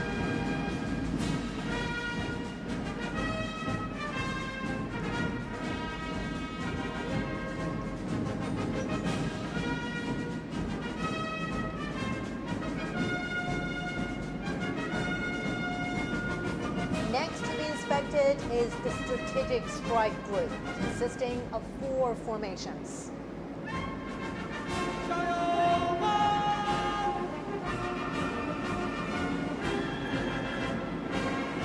First, we have the Cruise Missile Formation, with naval, air, and rocket forces being organized into a joint group. The Changjian 20A UG-18C Changjian 1000 missiles implement long-range precision strikes, creating multi-domain deterrence.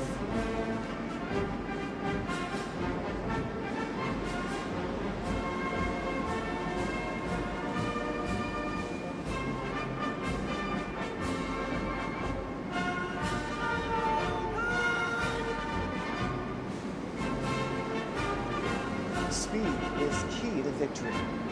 Now we have the hypersonic missile formation. The new types of missiles, UG-21, Dongfeng 17, and Dongfeng 2016, can fly at an extremely high speed, excel at breaking through blockage, and hit targets with high precision. They're vital to victory during all-weather combat.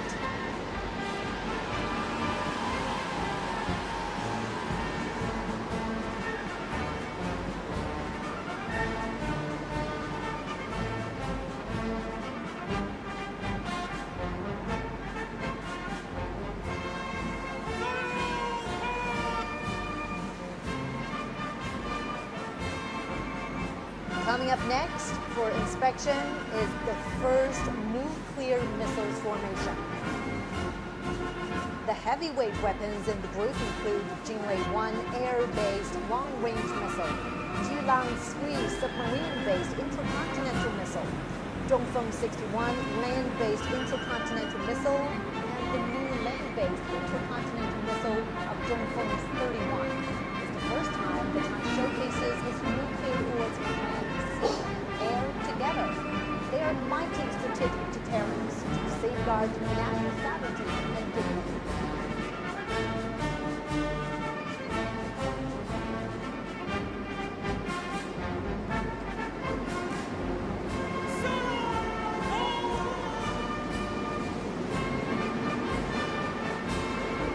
Now coming to us is the second nuclear missiles formation.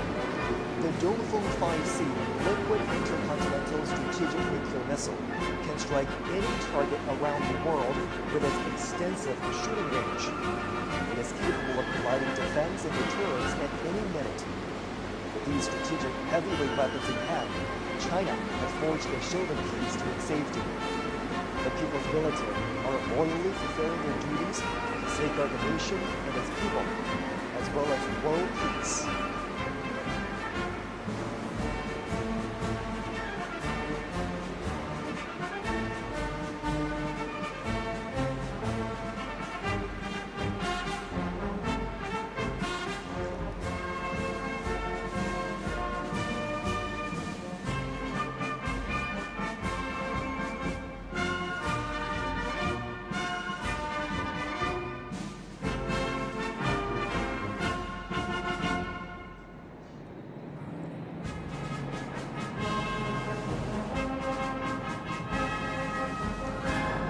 Echelons will soon arrive for inspection. The aircraft featuring early warning and reconnaissance, long-range strike, aerospace control operations, strategic delivery, and logistics support will show the PLA's increasing air combat capabilities.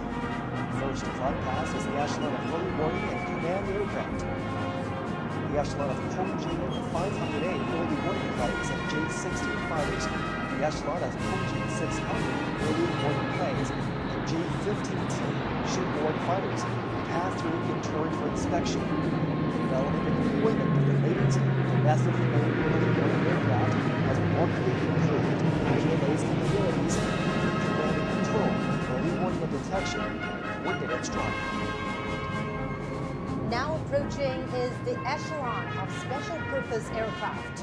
Under the escort of J-16 fighters, Y-9 anti-submarine patrol aircraft, electronic reconnaissance aircraft, radar jacking aircraft, and screen formations. The deployment of various types of special purpose aircraft has significantly increased the PLA's abilities in maritime and air reconnaissance, patrol, surveillance, and electromagnetic neutralization.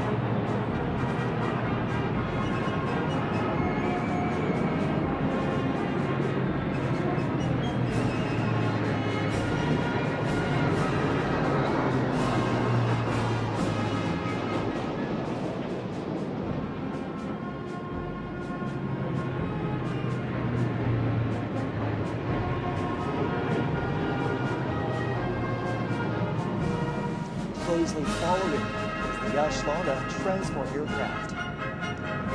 Y-20A transport planes and Y-20B transport planes make up two V formations that are flying in a combat mode.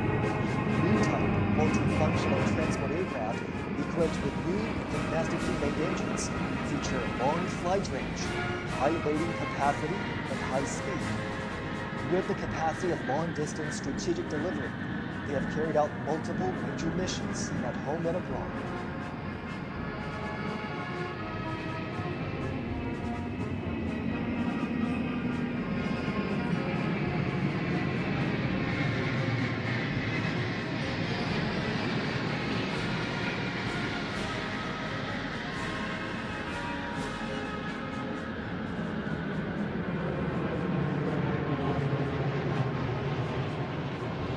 Now flying over is the echelon of bombers, composed of 3 V formations that consist of H-6N strategic bombers, H-6K bombers, and H-6J bombers.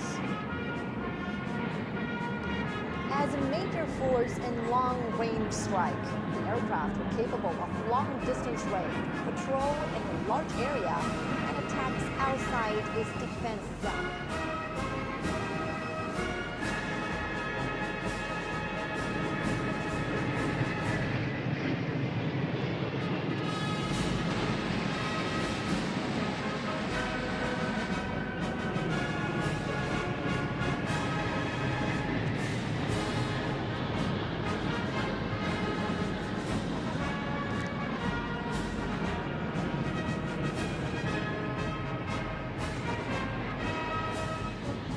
Now flying over Tiananmen Square is the echelon of 3 Yunyou 208 airborne refueling tankers, which are ready to refuel H-6N bombers, J-16 fighters, J-20 fighters. The deployment of domestically made refueling tankers has enabled China's fighter planes to operate long-distance flights.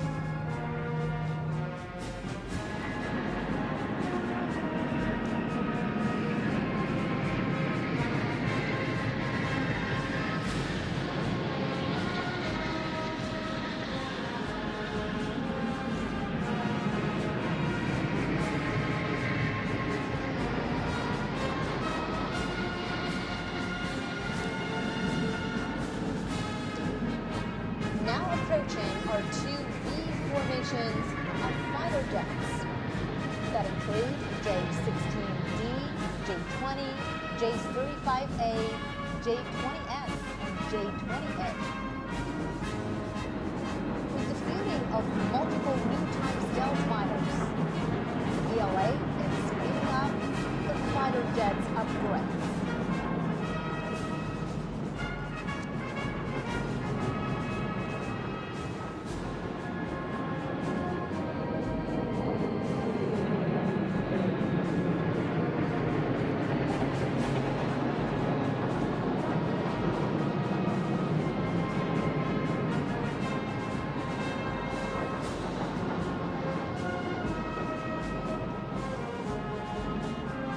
Now, above in the sky is the echelon of carrier-based aircraft composed of 2 V formations of J-15DH, J-15D2, J-35, and J-15T carrier-based aircraft. From ski jump takeoff to catapult takeoff, from a single type to multiple models, China's carrier-based aircraft has undergone a leapfrog development.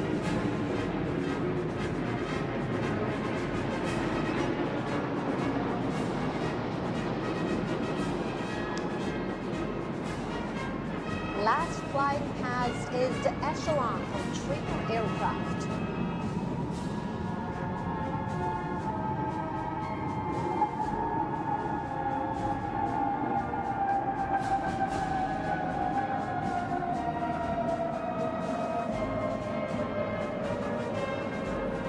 Seven J-10 Acrobatics planes stage an aerial display of 14 colored smoke trails, symbolizing the 14 years of war of resistance against Japanese aggression and the bright prospects of over 1.4 billion Chinese people striving for national rejuvenation.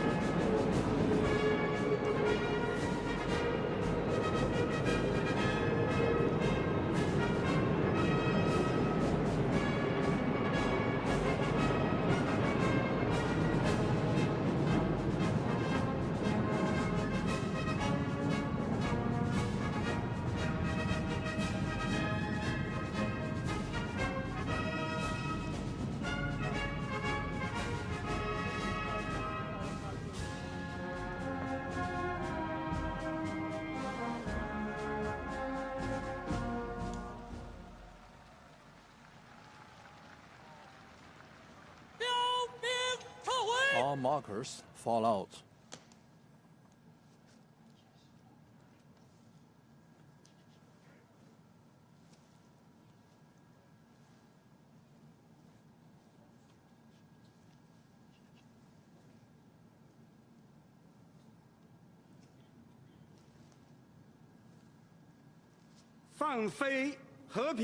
Release the peace staffs.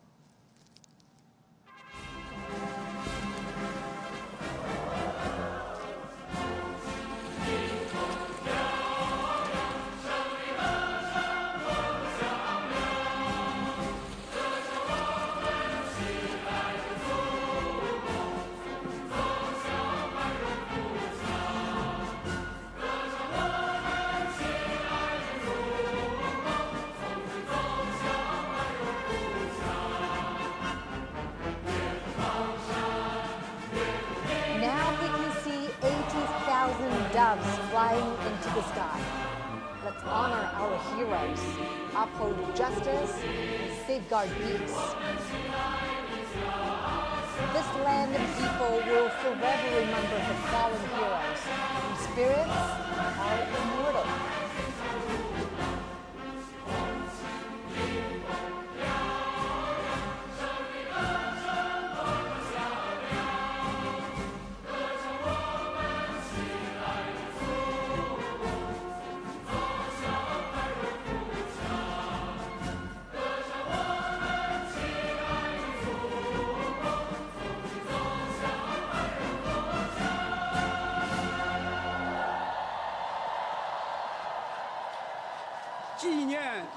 The commemoration of the 80th anniversary of the victory of the Chinese People's War of Resistance against the Japanese aggression and the World Anti-Fascist War has now concluded.